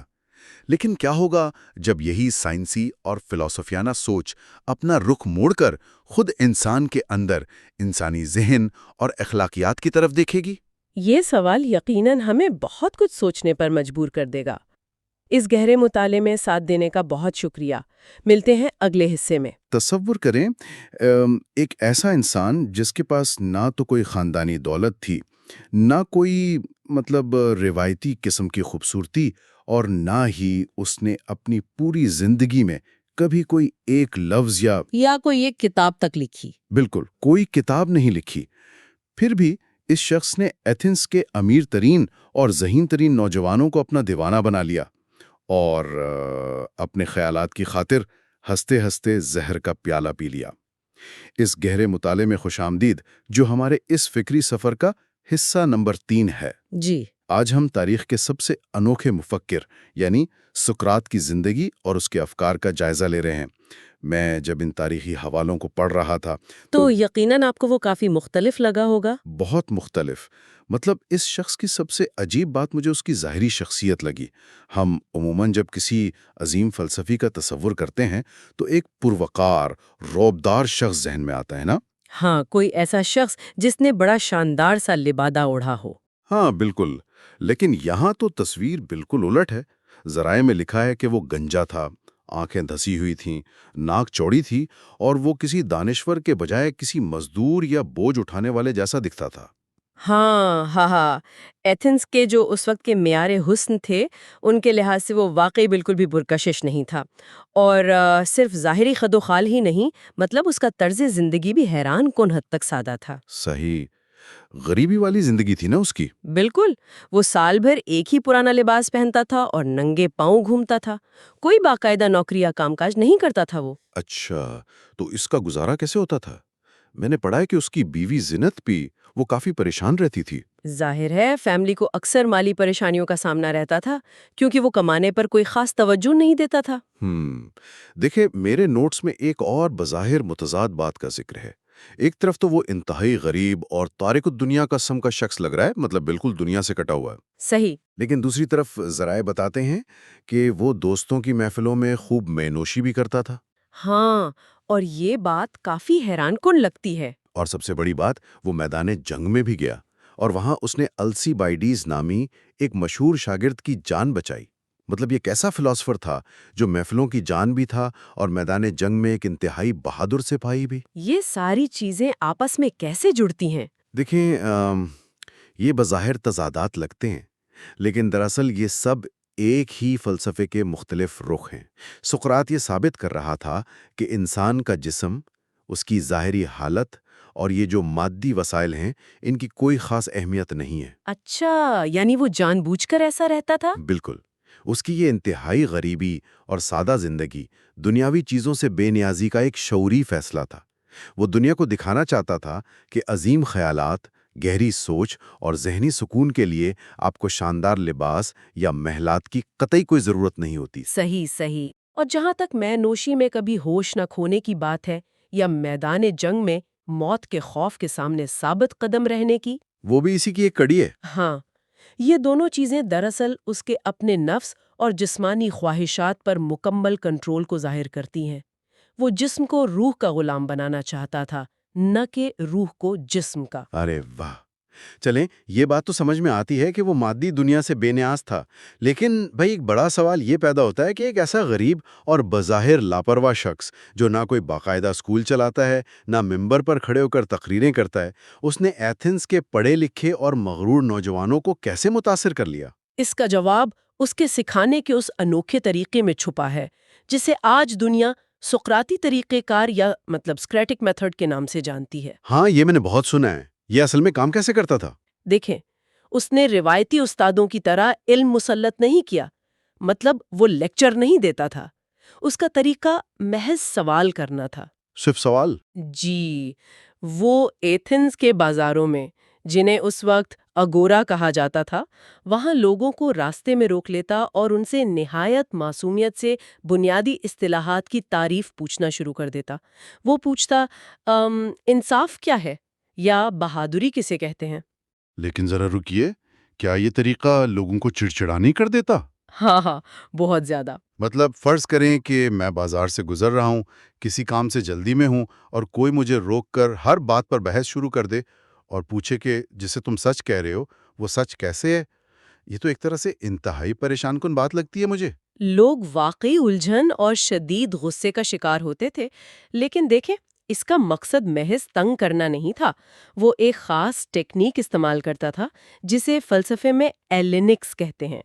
ایلینکس؟ ہاں، اسے ایک مثال سے سمجھتے ہیں۔ فرض کریں سقراط کسی سے پوچھتا ہے کہ انصاف کیا ہے؟ وہ شخص پورے اعتماد سے جواب دیتا ہے کہ انصاف یہ ہے کہ جس کی جو چیز ہو اسے واپس کر دی جائے۔ بظاہر تو ٹھیک لگ رہی ہے یہ تعریف۔ بالکل، لیکن سقراط فوراً ایک نیا سوال داغتا۔ وہ کہتا، اچھا اگر تمہارے دوست نے تمہیں اپنے ہتھیار دیے ہوں اور بعد میں وہ پاگل ہو جائے تو کیا وہ ہتھیار اسے واپس کر دینا انصاف ہوگا؟ اوہ ہاں، ظاہر ہے نہیں، کیونکہ وہ شخص پاگل پن میں ان ہتھیاروں سے کسی بے گناہ کو یا خود کو بھی تو نقصان پہنچا سکتا ہے۔ تو سقراط اس طرح ان کے جوابات میں موجود تضاد کو سامنے لاتا تھا۔ بالکل درست۔ وہ شخص مجبور ہو جاتا کہ وہ اپنی دی گئی تعریف کو بدلے، پھر سقراط اس نئی تعریف پر سوال اٹھاتا۔ اس طرح سوال در سوال سے وہ سامنے والے کو اس مقام تک لے آتا جہاں وہ شخص خود یہ ماننے پر مجبور ہو جاتا کہ دراصل اسے پتہ ہی نہیں کہ انصاف کیا ہے۔ زبردست، یعنی وہ ان کے بنے بنائے خیالات کو توڑتا تھا۔ جی، لوگ ان اصطلاحات کو روزمرہ گفتگو میں بڑی روانی سے استعمال کرتے تھے، لیکن سقراط انہیں یہ سوچنے پر مجبور کر دیتا کہ جو کچھ وہ بچپن سے بغیر سوچے سمجھے مانتے آئے ہیں اس کی بنیاد کتنی کھوکھلی ہے۔ جی بالکل۔ تاریخ میں ملتا ہے کہ ڈیلفی کی وہ جو مشہور پیشین گوئی کرنے والی ہستی تھی، اس نے یہ اعلان کیا تھا کہ یونان میں سقراط سے زیادہ عقل مند کوئی انسان نہیں۔ جی، اب میں یہ سوچ رہا تھا کہ جب سقراط کا سارا طریقہ ہی لوگوں کو ان کی جہالت کا احساس دلانا تھا اور وہ خود بھی کچھ نہ جاننے کا دعویٰ کرتا تھا، تو یہ پیشین گوئی تو بالکل الٹ بات کر رہی تھی۔ اور اسی بات نے شروع میں سقراط کو بھی شدید الجھن میں ڈال دیا تھا۔ ذرائع بتاتے ہیں کہ وہ اس پیشن گوئی کو غلط ثابت کرنے کے لیے ایتھنز کے تمام نام نہاد عقل مندوں، سیاستدانوں اور شاعروں کے پاس گیا اور ان سے سوالات کیے۔ اور نتیجہ کیا نکلا؟ نتیجہ یہ نکلا کہ اس نے دریافت کیا کہ یہ تمام لوگ دراصل کچھ نہیں جانتے تھے، مگر وہ یہ سمجھتے تھے کہ وہ سب کچھ جانتے ہیں۔ اچھا۔ تب سقراط کو سمجھ آئی کہ ڈیلفی کی پیشن گوئی کا اصل مطلب کیا تھا۔ وہ اس لیے سب سے عقل مند تھا کیونکہ وہ کم از کم اپنی جہالت سے واقف تھا۔ ارے واہ! اور یہیں سے اس کا وہ مشہور اصول سامنے آیا جو ہم سب نے کبھی نہ کبھی سنا ہے، میں صرف یہ جانتا ہوں کہ میں کچھ نہیں جانتا۔ اگر میں اس تصور کو کسی اور زاویے سے سمجھنے کی کوشش کروں، فرض کریں کسی انسان کے پاس ایک بڑے شہر کا نقشہ ہے، ٹھیک ہے، لیکن وہ نقشہ بالکل غلط چھپا ہوا ہے۔ صحیح۔ اب وہ اس نقشے کی مدد سے جتنا بھی سفر کرے گا، وہ منزل تک پہنچنے کے بجائے مزید گمراہی ہوگا۔ تو صحیح راستہ تلاش کرنے کے لیے سب سے پہلی اور لازمی شرط یہ ہے کہ وہ اس پرانے اور غلط نقشے کو پھاڑ کر پھینک دے اور یہ تسلیم کرے کہ اسے راستہ نہیں معلوم۔ یہ وہی بات ہو گئی نا؟ یہ تو آپ نے نہایت عمدہ تشبیہ دی ہے، بالکل یہی بات ہے۔ جب تک انسان اپنے ذہن سے اس غلط نقشے کو، یعنی اس غرور کو نہیں نکالتا کہ مجھے تو سب پتہ ہے، تب تک وہ حقیقی سچائی کی طرف ایک قدم بھی نہیں بڑھا سکتا۔ فلسفہ اور حقیقی علم کی شروعات ہی شک کرنے اور اپنے سب سے عزیز ترین عقائد کو کڑی جانچ پڑتال سے گزارنے سے ہوتی ہے۔ اسی لیے سقراط کا زور اس بات پر تھا کہ اپنے آپ کو پہچانو۔ تو جب کوئی یہ مان لیتا ہے کہ وہ کچھ نہیں جانتا اور وہ سچائی کی تلاش شروع کرتا ہے، تو اس تلاش کا اصل مقصد کیا ہے؟ میں نے ذرائع میں سقراط کا ایک نظریہ پڑھا جو مجھے کافی عجیب اور ہضم کرنے میں مشکل لگا۔ کون سا نظریہ؟ وہ یہ تھا کہ علم ہی اصل نیکی ہے۔ اس کا دعویٰ تھا کہ اگر کسی کے پاس سچا علم ہے تو وہ کبھی برائی نہیں کرے گا۔ دیکھیں، یہ فلسفے کی تاریخ کے چند سب سے اہم اور پیچیدہ نظریات میں سے ایک ہے۔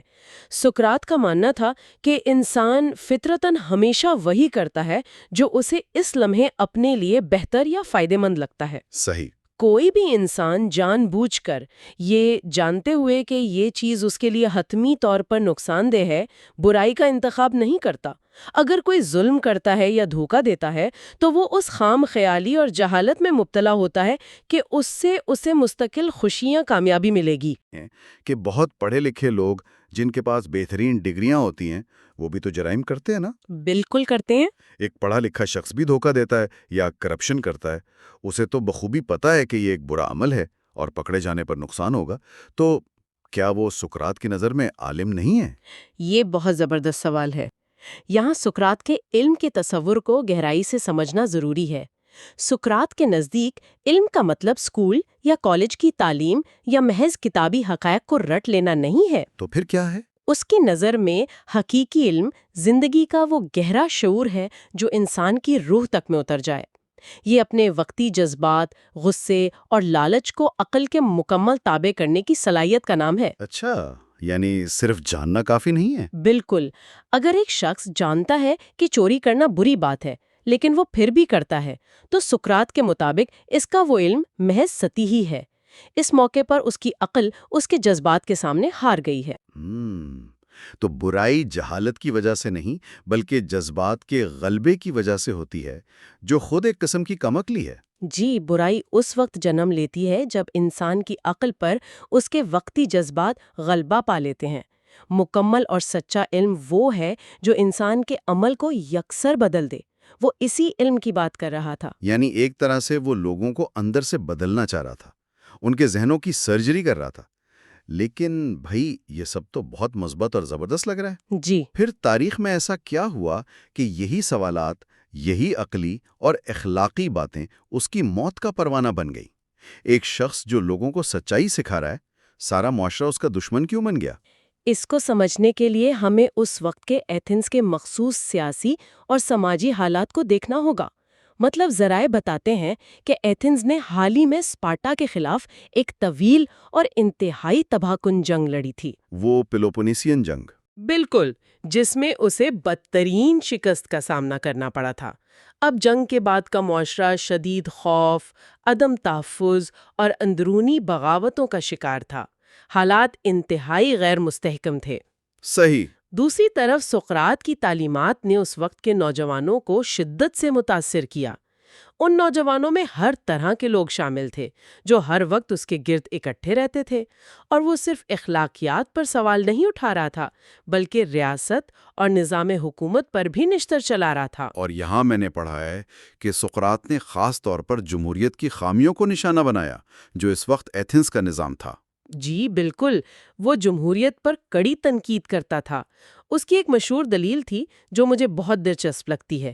وہ کہتا تھا کہ جب کسی انسان کو جوتا بنوانا ہوتا ہے تو وہ کسی بھی راہ چلتے شخص کے پاس نہیں جاتا بلکہ ایک ماہر موچی کے پاس جاتا ہے جو اس کام کا علم رکھتا ہو۔ ظاہر ہے۔ تو پھر ریاست جیسی پیچیدہ چیز کو چلانے کا کام اور جنگ و امن کے فیصلے ہجوم کے حوالے کیوں کر دیے جاتے ہیں؟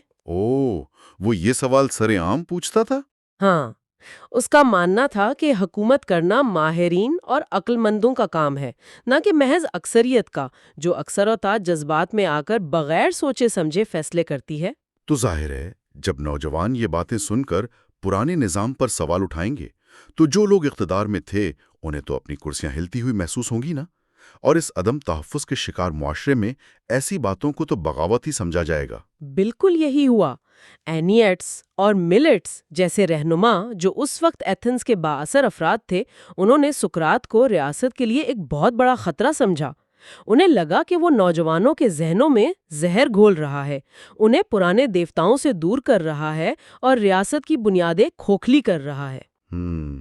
یہاں یہ بات ذرائع کے حوالے سے بڑی واضح ہے کہ جب بھی کوئی نئی سوچ جنم لیتی ہے جو مروجہ نظام اور پرانے عقائد پر سوال اٹھاتی ہے تو طاقتور حلقے فطری طور پر اس سے خطرہ محسوس کرتے ہیں۔ سقراط کی اسی تنقید نے اس خوف کو جنم دیا۔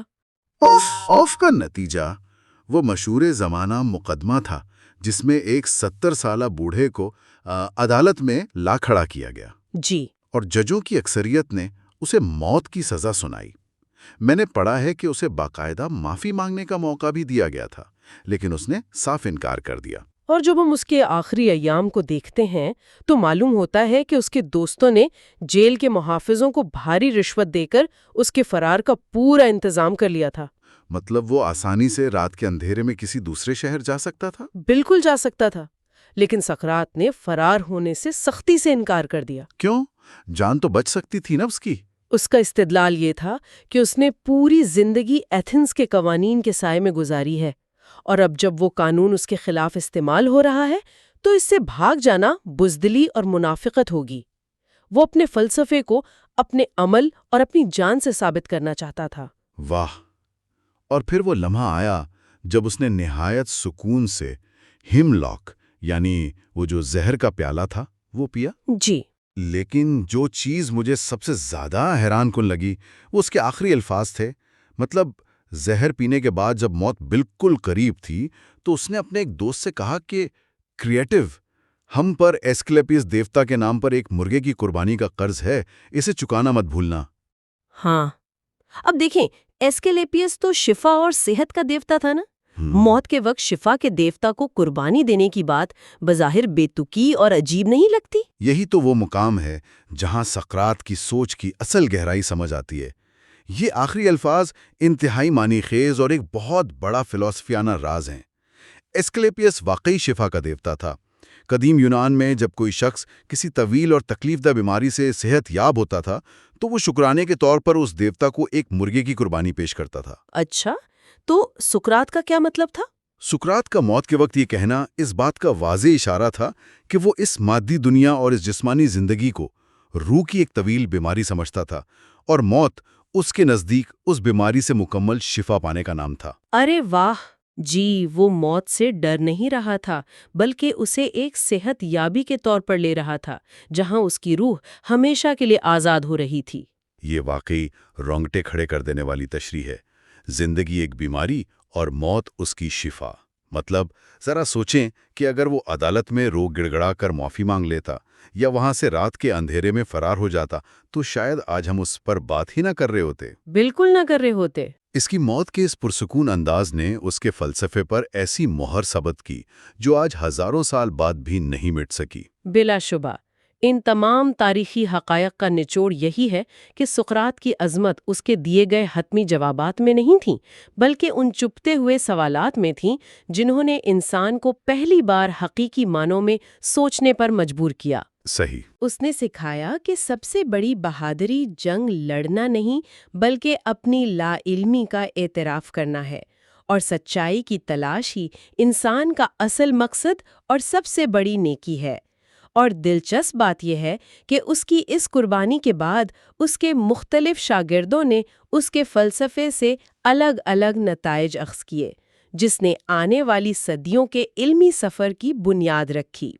اور اس گہرے مطالعے کے اختتام پر ایک حتمی سوچ جو ذہن کو واقعی جھنجھوڑتی ہے۔ جیسا کہ ہم نے شروع میں ذکر کیا تھا، سقراط نے خود کبھی کوئی کتاب نہیں لکھی۔ جی، کبھی نہیں۔ آج ہم جو کچھ بھی اس کے بارے میں جانتے ہیں وہ سب اس کے شاگردوں کی تحریروں کا ہی نتیجہ ہے۔ تو کیا ایک عظیم استاد کا اصل شاہکار وہ کتابیں اور مقالے ہوتے ہیں جو وہ لکھتا ہے، یا پھر وہ زندہ ذہن وہ انسان ہوتے ہیں جنہیں وہ سوچنا اور سوال کرنا سکھاتا ہے؟ یہ ایک ایسا سوال ہے جو کسی بھی دور کے انسان کو اس بات پر مجبور کر دیتا ہے کہ وہ علم کی منتقلی کے اصل مقصد پر ضرور غور کرے۔ بالکل درست۔ اور اسی کے ایک انتہائی عظیم شاگرد کا ذکر ہم اپنے اگلے سیشن میں کریں گے۔ اگلے حصے میں ہم سقراط کے مشہور ترین شاگرد افلاطون اور اس کے حیران انگیز فلسفے پر بات کریں گے۔ اس تفصیلی علمی سفر میں ہمارے ساتھ شامل رہنے کا بہت شکریہ۔ یہ حصہ نمبر 4 ہے۔ ذرا تصور کریں کہ انسانوں کی ایک پوری نسل کسی اندھیرے غار میں پیدا ہوئی ہو، ان کے ہاتھ پاؤں زنجیروں سے بندھے ہوں، اور انہوں نے زندگی بھر خار کی دیوار پر پڑنے والے سایوں کے علاوہ کچھ نہ دیکھا ہو۔ بالکل۔ تو کیا وہ ان سایوں کو ہی حتمی حقیقت نہیں مان لیں گے؟ اور اگر کوئی انہیں بتائے کہ اصل دنیا غار کے باہر ہے تو کیا وہ اس کا مذاق نہیں اڑائیں گے؟ یقینی طور پر اڑائیں گے۔ اور آج کے اس گہرے مطالعے میں ہم اسی سوال کی کھوج لگائیں گے۔ ہاں، آج ہمارا موضوع ول ڈورانٹ کی شاہکار کتاب دی اسٹوری آف فلسفی ہے، اور اس کے ذریعے ہم تاریخ کے سب سے با اثر مفکر یعنی افلاطون کی زندگی اور اس کے افکار کا جائزہ لے رہے ہیں۔ جی، اور ہمارا مقصد صرف تاریخی واقعات دہرانا نہیں ہے، مطلب ہم یہ سمجھنے کی کوشش کریں گے کہ کیسے ایک پہلوان اور جنگجو مزاج کا نوجوان ایک ایسا فلسفہ تراشتا ہے جس نے انسانی شعور کی بنیادیں ہی ہلا دیں۔ صحیح کہا آپ نے۔ ویسے اس ساری بحث میں جو پہلو سب سے زیادہ توجہ طلب ہے وہ یہ ہے کہ مغربی دنیا کی موجودہ سوچ، ان کی سیاست اور یہاں تک کہ ان کے مذہب پر بھی انہی ابتدائی افکار کی گہری چھاپ ہے۔ بالکل، ول ڈورانٹ یہ واضح کرتے ہیں کہ افلاطون کو سمجھنا دراصل انسانی ذہن کی بیداری کو سمجھنا ہے۔ ہم یہ دیکھیں گے کہ کس طرح ایک انتہائی ذاتی اور تکلیف دہ واقعے نے ایک انسان کو مجبور کیا کہ وہ پوری کائنات کو دیکھنے کا ایک نیا زاویہ ایجاد کرے۔ یہ تو ہے، اور اس کہانی کا آغاز افلاطون کی شخصیت کے ایک ایسے پہلو سے ہوتا ہے جو عام طور پر فلسفیوں کے روایتی تصور سے بالکل مختلف ہے۔ ہاں، لوگ سوچتے ہیں کہ فلسفی کوئی کمزور سا کتابوں میں کھویا ہوا انسان ہوگا۔ بالکل ایسا ہی ہے، مگر ول ڈورانٹ کے مطابق افلاطون ایتھنز کے ایک انتہائی دولت مند اور طاقتور خاندان کا چشم و چراغ تھا۔ اس کا اصل نام ارسٹوکلیس تھا، لیکن اس کے جسمانی ڈیل ڈول اور چوڑے کندھوں کی وجہ سے اسے افلاطون یعنی براڈ شولڈرز کا لقب ملا۔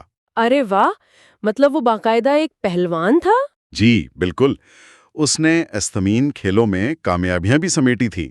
ایک ایسا نوجوان جس کا مستقبل فوج یا سیاست میں شاندار ہو سکتا تھا، اس کا فکری میدان میں اترنا ایک بہت حیران کن موڑ ہے۔ دیکھیں، یہ موڑ دراصل ایک انتہائی طاقتور مقناطیسی شخصیت کے ٹکراؤ کا نتیجہ تھا، اور وہ شخصیت تھی سقراط کی، سقراط؟ جس کے بارے میں کہا جاتا ہے کہ وہ بظاہر کوئی پرکشش انسان نہیں تھا۔ بالکل نہیں۔ ڈورانٹ اس کا خاکہ کچھ یوں کھینچتے ہیں کہ وہ ایک بدحیت سا شخص تھا جس کا چہرہ گول، آنکھیں باہر کو نکلی ہوئی اور ناک چپٹی تھی، اور وہ کوئی باقاعدہ استاد بھی نہیں تھا۔ تو پھر وہ کرتا کیا تھا؟ اس کا طریقہ کار یہ تھا کہ وہ ایتھنز کے بازاروں میں نکل جاتا اور وہاں سے گزرنے والے لوگوں کو روک کر ان سے بظاہر سادہ مگر اندر سے کھوکھلا کر دینے والے سوالات پوچھتا۔ اچھا، یعنی وہ ان کے عقائد کو چیلنج کرتا تھا۔ ہاں، جسے لوگ انصاف، سچائی یا بہادری سمجھتے تھے، سقراط ثابت کر دیتا تھا کہ وہ دراصل ان تصورات سے بالکل ناواقف ہے، اور اسی انداز نے افلاطون جیسے نوجوانوں کو اپنا دیوانہ بنا لیا۔ وہ جسمانی طاقت کی بجائے عقل اور منطق کی طاقت سے متاثر ہو رہا تھا۔ یہاں سے میرے خیال میں ایک نفسیاتی کشمکش کا آغاز ہوتا ہے۔ افلاطون اپنے اس استاد کے سحر میں مکمل طور پر گرفتار ہو چکا تھا۔ جی، لیکن اس کا انجام انتہائی ہولناک نکلا۔ ہاں، وہ زہر کا پیالہ والا واقعہ۔ بالکل، جب سقراط نے معاشرے کے طاقتور لوگوں کے کھوکھلے پن کو بے نقاب کیا تو اس وقت کی جمہوری ریاست نے گھبرا کر اس پر نوجوانوں کو گمراہ کرنے کا الزام لگا دیا، اور ایک عدالت نے کثرت رائے سے اسے موت کی سزا سنا دی اور ہیملاک نامی زہر پینے پر مجبور کیا۔ یہ تو افلاطون کے لیے ایک زلزلے سے کم نہیں ہوگا۔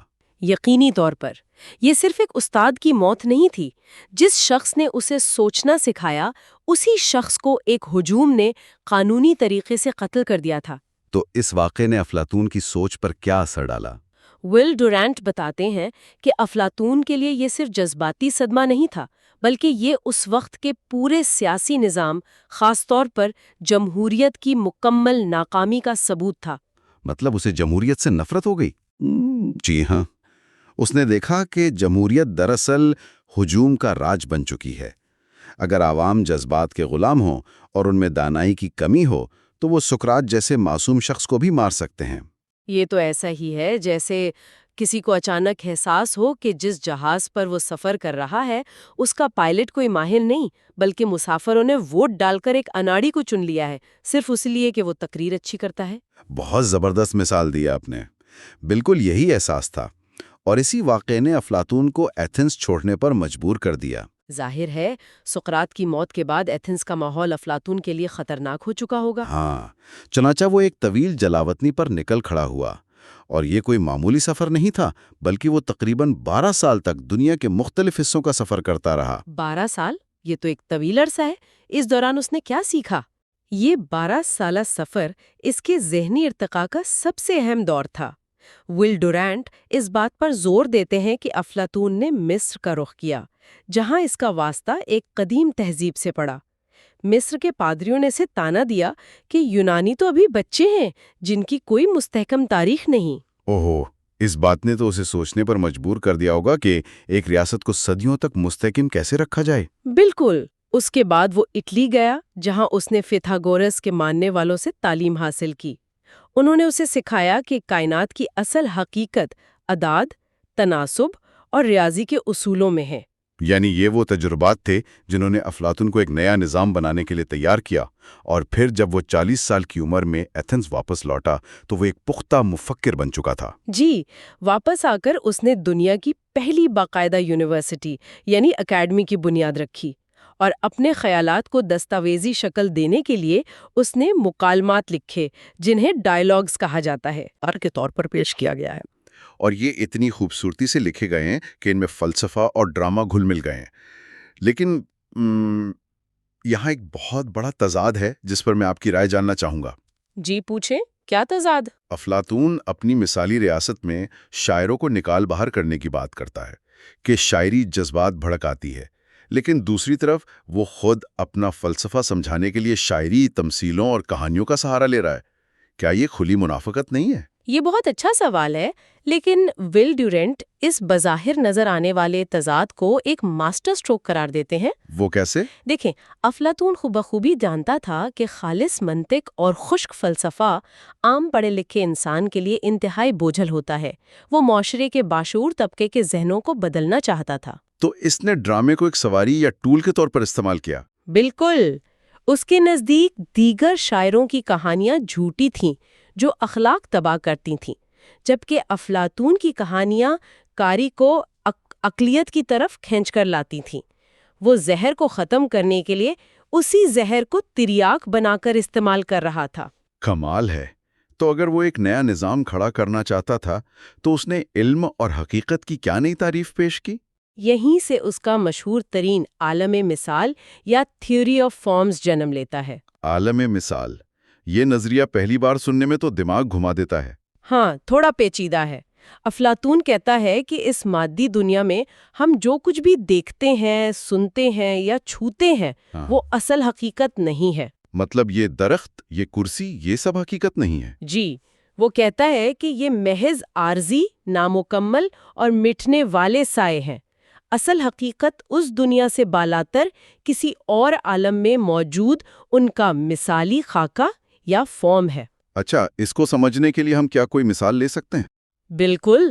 افلاطون کے مطابق ہماری دنیا کی ہر چیز زوال کا شکار ہے. جو پھول آج کھلا ہے وہ کل مرجھا جائے گا، تو جو چیز مستقل ہی نہیں اسے حتمی حقیقت کیسے مانا جا سکتا ہے؟ صحیح.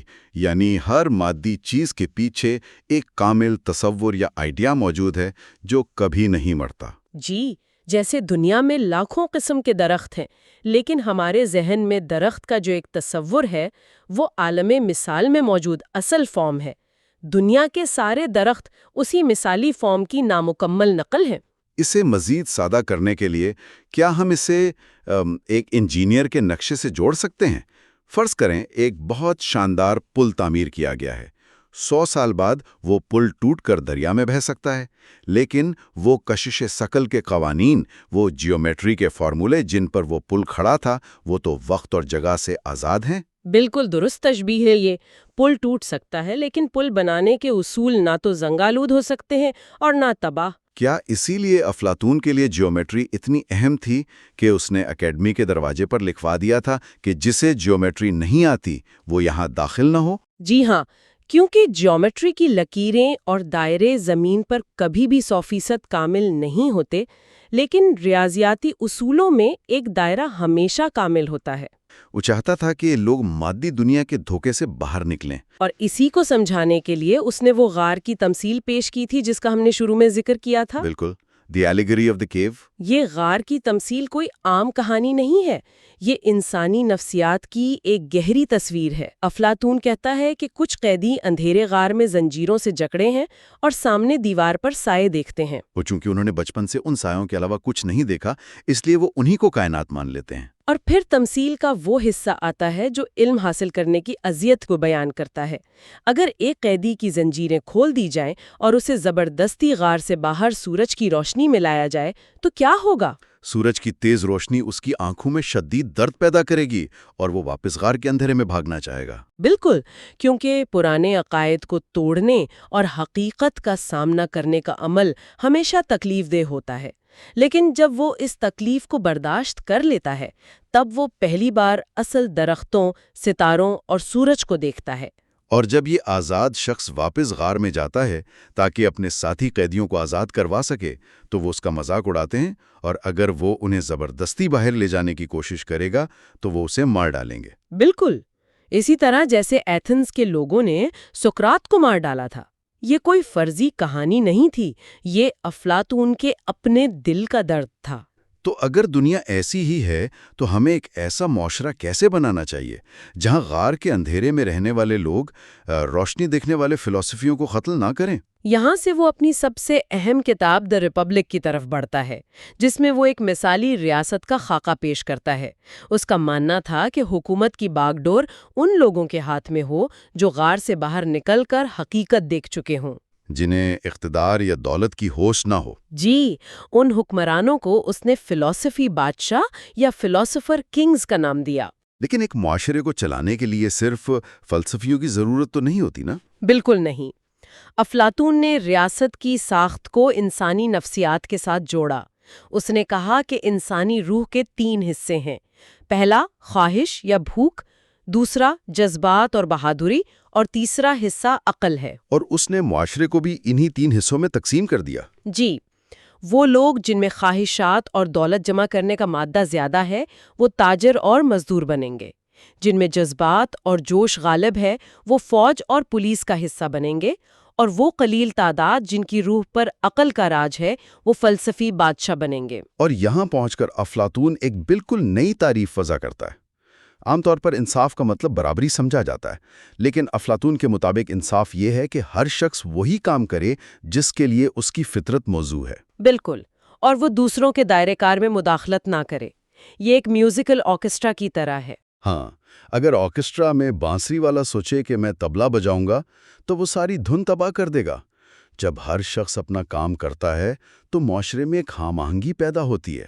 اور یہی ہم آہنگی افلاطون کے نزدیک انصاف ہے۔ لیکن یہاں میں ایک تنقیدی سوال اٹھانا چاہتا ہوں۔ یہ سارا تصور، یہ فلسفی بادشاہ، یہ 3 طبقوں کی تقسیم، یہ کاغذ پر تو بہت زبردست لگتا ہے، لیکن کیا انسان کا لالچ اور اقتدار کی ہوس کبھی اتنی کامل ریاست بننے دے گی؟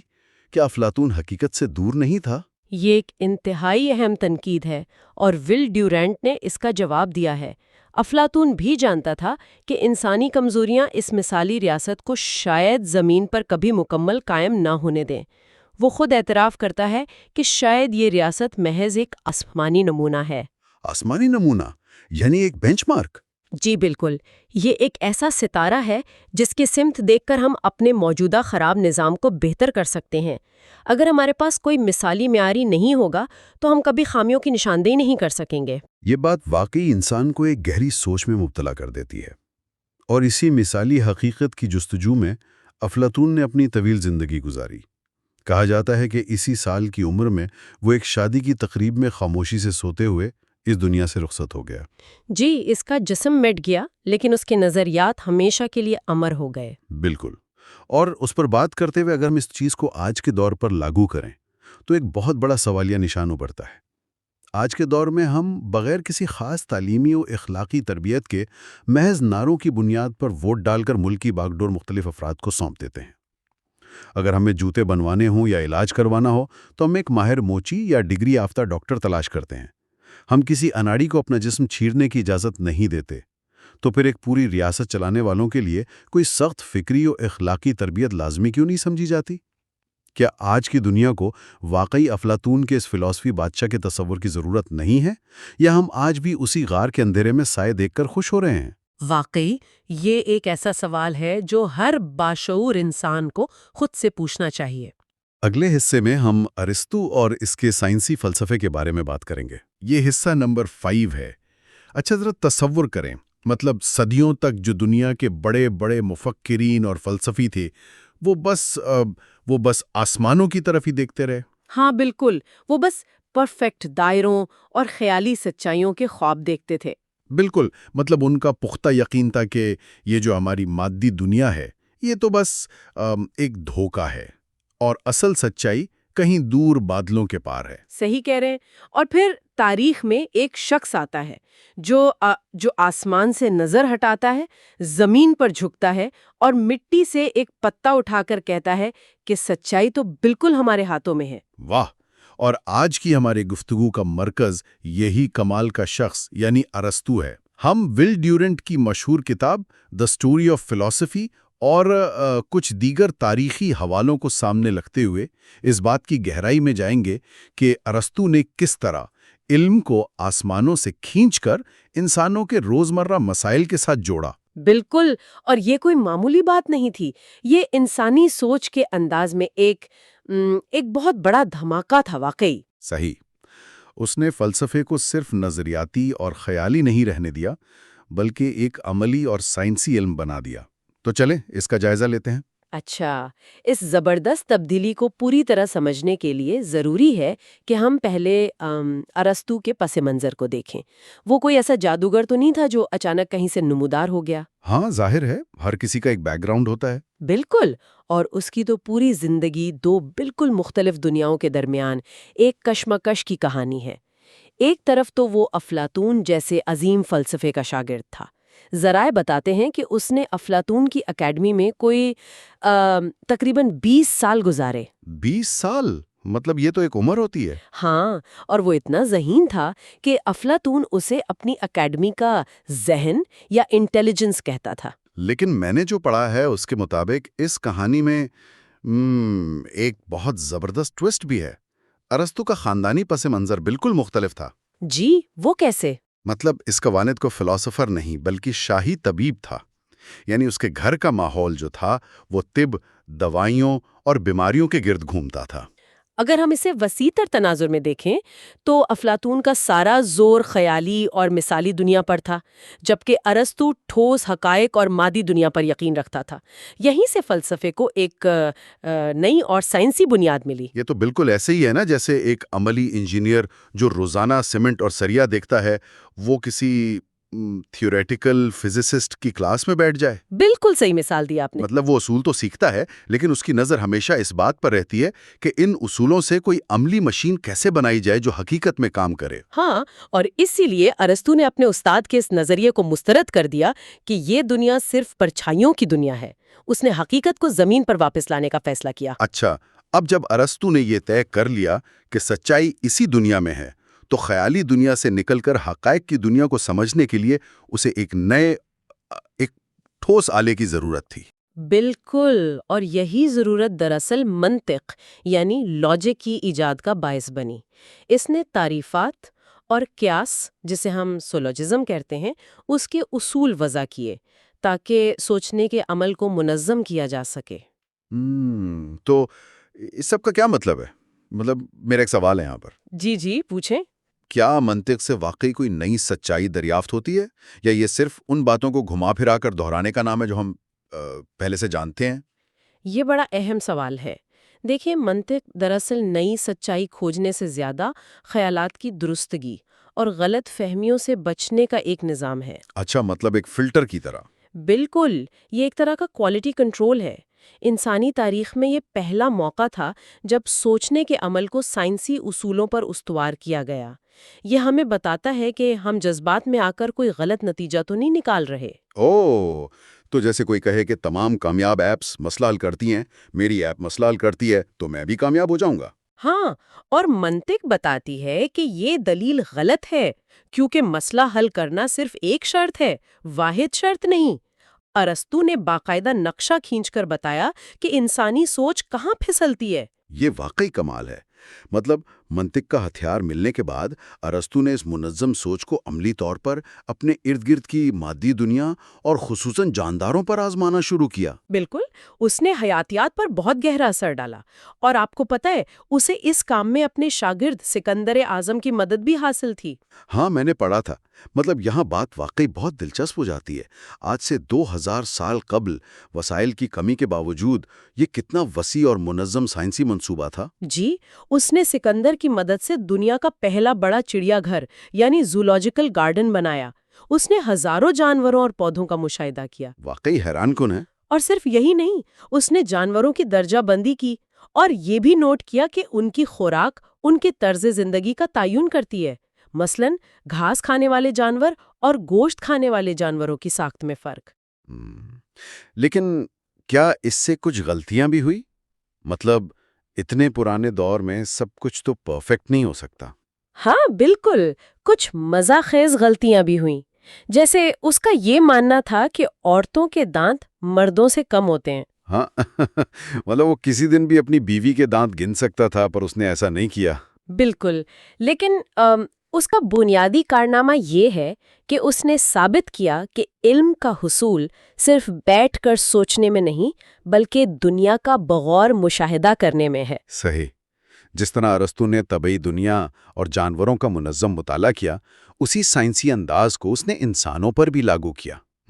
اخلاقیات پر. یہاں جو بات سب سے حیران کن ہے وہ یہ ہے کہ ارسطو نے اخلاقیات کو کوئی صوفیانہ راز نہیں رہنے دیا بلکہ اسے ایک عملی سائنس بنا دیا. اس کے نظریے کی بنیاد اعتدال یعنی توازن ہے. The golden mean. ٹھیک. ہاں، اس کے نزدیک خوبی یا نیکی کوئی پیدائشی تحفہ نہیں بلکہ مسلسل عادت کا نام ہے. ہر نیکی دو انتہاؤں کے درمیان کا راستہ ہے. جیسے گٹار کی تار، اگر بہت زیادہ کھچی ہوئی ہو تو ٹوٹ جائے گی، اور اگر بہت ڈھیلی ہو تو اس سے سر نہیں نکلے گا. مطلب توازن ہی بہترین آواز پیدا کرتا ہے. کیا خوبصورت مثال دی. ارسطو بھی یہی کہتا ہے کہ بہادری، بزدلی اور اندھا دھند خطرہ مولنے کے درمیان کا متوازن رویہ ہے. یہ نظریہ انسان کو ناممکن معیار کے بجائے ایک قابل عمل اور حقیقت پسندانہ راستہ دکھاتا ہے. لیکن کیا ہر صورتحال میں یہ درمیانہ راستہ کام کرتا ہے؟ فرض کریں ایک بچہ ڈوب رہا ہے، تو کیا میں سوچوں گا کہ چھلانگ لگانا انتہائی قدم ہے اور چلے جانا بزدلی، تو میں بس لکڑی پھینک دوں؟ بڑا اچھا سوال ہے. ارسطو کا گولڈن مین کوئی فکسڈ فارمولا نہیں ہے. اگر آپ بہترین تیراک ہیں تو پانی میں چھلانگ لگانا ہی آپ کے لیے متوازن اور بہادری کا راستہ ہے. لیکن اگر آپ کو تیرنا نہیں آتا تو کود جانا بے وقوفی ہوگی. اچھا، مطلب کانٹیکسٹ یا سیاق و سباق بہت اہم ہے. بالکل. اب جب ایک فرد توازن اور اعتدال سیکھ لیتا ہے تو اگلا قدم یہ ہے کہ متوازن افراد مل کے ایک متوازن معاشرہ کیسے بنائیں. لہٰذا اخلاقیات قدرتی طور پر سیاست کی طرف رہنمائی کرتی ہے. اور سیاست پر تو اس کا بہت گہرا اثر ہے. اس کا وہ مشہور نظریہ کہ انسان اکیلا یا تو جانور ہو سکتا ہے یا خدا. ہاں، وہ معاشرے کو ایک زندہ جسم کی طرح دیکھتا تھا. اور آپ کو معلوم ہے اس نے 158 مختلف حکومتوں کے آئین کا مطالعہ کیا تھا. 158؟ تو کیا ارسطو کے نزدیک کوئی ایک بہترین نظام حکومت ہے جس پر سب کو عمل کرنا چاہیے؟ نہیں، وہ کسی ایک خیالی نظام یا یوٹوپیا کا حامی نہیں تھا. وہ معاشرے کو ایک حیاتیاتی جسم سمجھتا تھا جہاں مختلف حصوں کا متوازن ہونا ضروری ہے. اس نے کہا کہ معاشرے کے استحکام کا راز درمیانے طبقے یعنی مڈل کلاس میں ہے. اچھا، مڈل کلاس مطلب امیر مغرور ہو جاتے ہیں اور غریب حسد کا شکار. تو مڈل کلاس ایک بفر کا کام کرتی ہے. بالکل صحیح سمجھے آپ. تو گفتگو کو سمیٹتے میں ہم کہہ سکتے ہیں کہ ارسطو نے منطق، حیاتیات اور سیاست جیسے مختلف علوم پر گہرا اثر ڈالا. اس نے فلسفہ کو محض نظریاتی بحثوں سے نکال کر عملی علم بنا دیا. جی، اور آج کے دور میں معلومات کے سیلاب کے دوران بھی ارسطو کا اعتدال اور توازن کا اصول ایک بہترین عملی رہنما بن سکتا ہے. واقعی. لیکن اختتام پر ایک سوچنے پر مجبور کرنے والا خیال یہ ہے کہ ارسطو کا ماننا تھا کہ انسان کی سب سے اعلیٰ خوشی پرسکون ہو کر سوچنے اور غور و فکر یعنی کانٹمپلیشن میں ہے. خاموشی میں. بالکل. تو آج کے اس بے تحاشا شور اور ٹیکنالوجی کے دور میں کیا ہم نے وہ خاموشی اور سکون ہمیشہ کے لیے کھو دیا ہے جو ارسطو کے نزدیک سچی خوشی کے لیے شرط تھا؟ یہ ایک ایسا سوال ہے جس پر ہر شخص کو خود غور کرنا چاہیے. اگلے حصے میں ہم جدید فلسفہ کے اہم مفکرین اور ان کے نظریات کا خلاصہ دیکھیں گے. کیا کبھی یہ خیال ذہن میں آیا ہے کہ وہ اصول جنہیں آج ہم سچائی مانتے ہیں یا اچھائی اور برائی کا حتمی پیمانہ کہتے ہیں، کیا وہ واقعی کائناتی سچائیاں ہیں؟ یا پھر انہیں صدیوں پہلے ان لوگوں نے بنایا تھا جو یا تو طاقتور بننا چاہتے تھے یا ہمیں ذہنی طور پر کمزور رکھنا چاہتے تھے؟ بالکل. تو آج ہم انسانی یقین اور ان حتمی سچائیوں کے اس بنے بنائے نقشے کو مکمل طور پر ادھیڑنے والے ہیں. یہ حصہ نمبر 6 ہے اور ہمارے اس سلسلے کا آخری حصہ ہے. اور ایک بہت ہی زبردست سفر رہا ہے یہ. واقعی ہم ول ڈیورنٹ کی مشہور کتاب دی اسٹوری آف فلسفی کے حوالوں اور مضامین کا یہ تفصیلی علمی جائزہ لے رہے ہیں، اور ہمارا مقصد اس سارے مواد سے وہ ہیرے تلاش کرنا ہے جنہوں نے انسانی علم اور سوچ کے دھارے کا رخ ہی موڑ دیا. جی، اور اس آخری حصے میں ہم بعد کے اہم فلسفیوں اور ان کے نظریات کا مختصر خلاصہ بیان کریں گے، جن میں فرانسس بیکن، اسپینوزا، کانٹ اور نیٹشے شامل ہیں. لیکن دیکھیں، ہم صرف ان کے نظریات کی کوئی بورنگ سی فہرست نہیں گنوائیں گے. ہاں بالکل نہیں، ہم ان خیالات کا گہرا پوسٹ مارٹم کریں گے. مطلب ہم یہ سمجھنے کی کوشش کریں گے کہ انہوں نے انسانی سوچ کو کیسے بدلا. یہ وہ لوگ تھے جہاں مطلق سچائی کی موت واقع ہوئی اور نیا طرز فکر سامنے آیا. تو آئیے اس بات کی گہرائی میں چلتے ہیں. ہم قرون وسطی کی پرانی اور فرسودہ منطق سے نکل کر رنیساں یعنی نشاط الثانیہ کے دور کی طرف قدم بڑھاتے ہیں. وہ دور جب علم کا مطلب بند کمروں میں بیٹھ کر بس بحثیں کرنا نہیں رہ گیا تھا. ہاں، محض لفاظی نہیں تھی، بلکہ علم کا مطلب دنیا کو بدلنا تھا. اور یہاں انٹری ہوتی ہے فرانسس بیکن کی. بیکن کا وہ مشہور جملہ ہے نا، نالج از پاور. علم ہی طاقت ہے. بالکل. یہ بس ایک محاورہ نہیں تھا، بلکہ ایک انقلاب کی بنیاد تھی. درست.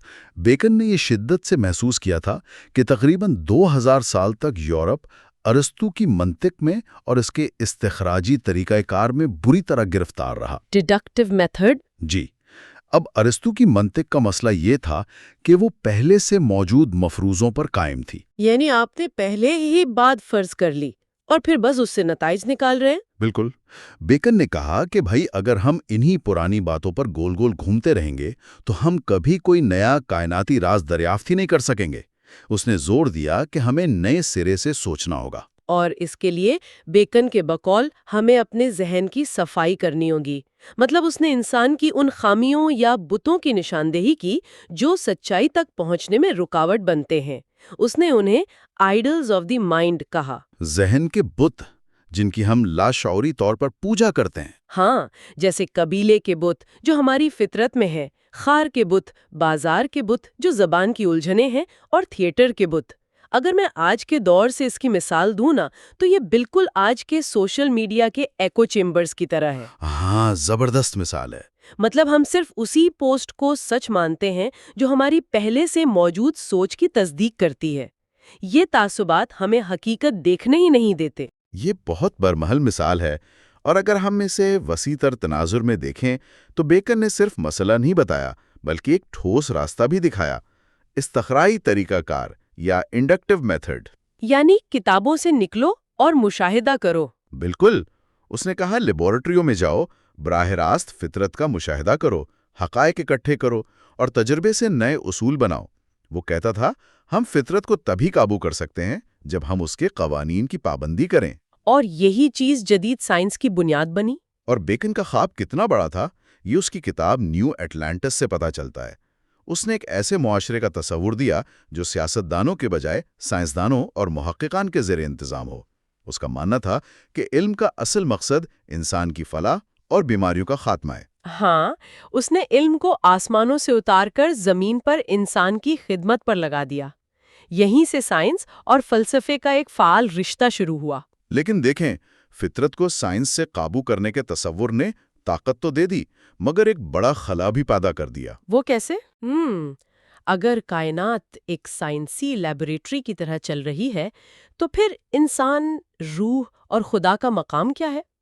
تو ہم آگے بڑھتے ہیں کائنات کے پوشیدہ قوانین کو سمجھنے کی طرف، اور یہاں ایک انتہائی دلچسپ شخصیت سامنے آتی ہے، باروخ سپینوزا۔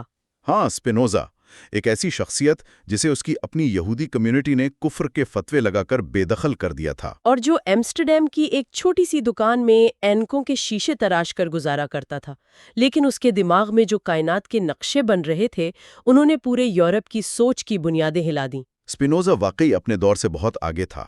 اس وقت یہ تصور عام تھا کہ خدا ایک الگ ہستی ہے جو باہر سے کائنات چلاتا ہے اور جب چاہے معجزات برپا کر سکتا ہے۔ طبی قوانین کو توڑ کر۔ بالکل، لیکن سپینوزا نے کہا کہ خدا اور کائنات یا فطرت دو الگ چیزیں نہیں ہیں، یہ ایک ہی جوہر یا سبسٹینس کے دو رخ ہیں، ڈیس سیوے نیچورا، یعنی خدا یا فطرت۔ مطلب کائنات کے قوانین اور خدا کی مرضی ایک ہی چیز ہے؟ جی، اس کے نزدیک جب ہم سائنس سے قدرت کے قوانین سمجھتے ہیں تو دراصل ہم خدا کے ذہن کو پڑھ رہے ہوتے ہیں۔ یعنی قدرت کے جو اٹل قانون ہیں وہی خدا کی ذات کا اظہار ہے؟ اسپینوزا کے نزدیک کائنات میں کچھ بھی اتفاقیہ نہیں ہے، ہر چیز کاز اور ایفیکٹ کی ایک نہ ٹوٹنے والی زنجیر میں جڑی ہے، جسے ہم جبریت یا ڈٹرمنزم کہتے ہیں۔ بالکل، کائنات ایک مکمل ریاضیاتی نظام ہے، اسی لیے اس نے اپنی مشہور کتاب ایتھکس کو عام زبان کے بجائے جیومیٹری کے انداز میں لکھا تھا۔ اچھا، جیومیٹری کے انداز میں؟ ہاں، اصول، تعریفیں اور پھر منطقی نتائج۔ وہ کہتا تھا کہ انسانی جذبات، محبت، نفرت، غصہ، ان سب کا مطالعہ بھی ایسے ہی موضوعاتی انداز میں ہونا چاہیے جیسے ہم لکیروں یا دائروں کا کرتے ہیں۔ یہ بات بہت تجسس پیدا کرتی ہے۔ اس حسابی انداز کی کوئی عملی مثال دیجیے ذرا۔ یہ جاننا واقعی دلچسپ ہے۔ مثال کے طور پر وہ اصول طے کرتا ہے کہ ہر جاندار اپنی بقا کی کوشش کرتا ہے۔ پھر وہ کہتا ہے خوشی کیا ہے؟ خوشی وہ احساس ہے جب ہماری بقا کی طاقت میں اضافہ ہوتا ہے۔ اچھا، اور غم؟ غم تب ہے جب وہ طاقت کم ہوتی ہے، اور محبت دراصل وہ خوشی ہے جس کی وجہ ہمیں کوئی بیرونی شے لگتی ہے۔ نفرت وہ تکلیف ہے جو کسی دوسرے شخص کی وجہ سے محسوس ہو۔ اس نے جذبات کو خالص منطقی قوانین کی پیداوار ثابت کیا۔ تو اس سب کا اصل مطلب کیا ہے؟ اگر کائنات میں ہر چیز ایک طے شدہ قانون کے تحت ہو رہی ہے، ہر نتیجہ کسی پچھلی وجہ کے تابع ہے، تو پھر انسان کی مرضی کہاں گئی؟ فری ول، ہاں۔ مطلب کیا ہماری زندگی بس ایک لکھی ہوئی اسکرپٹ ہے؟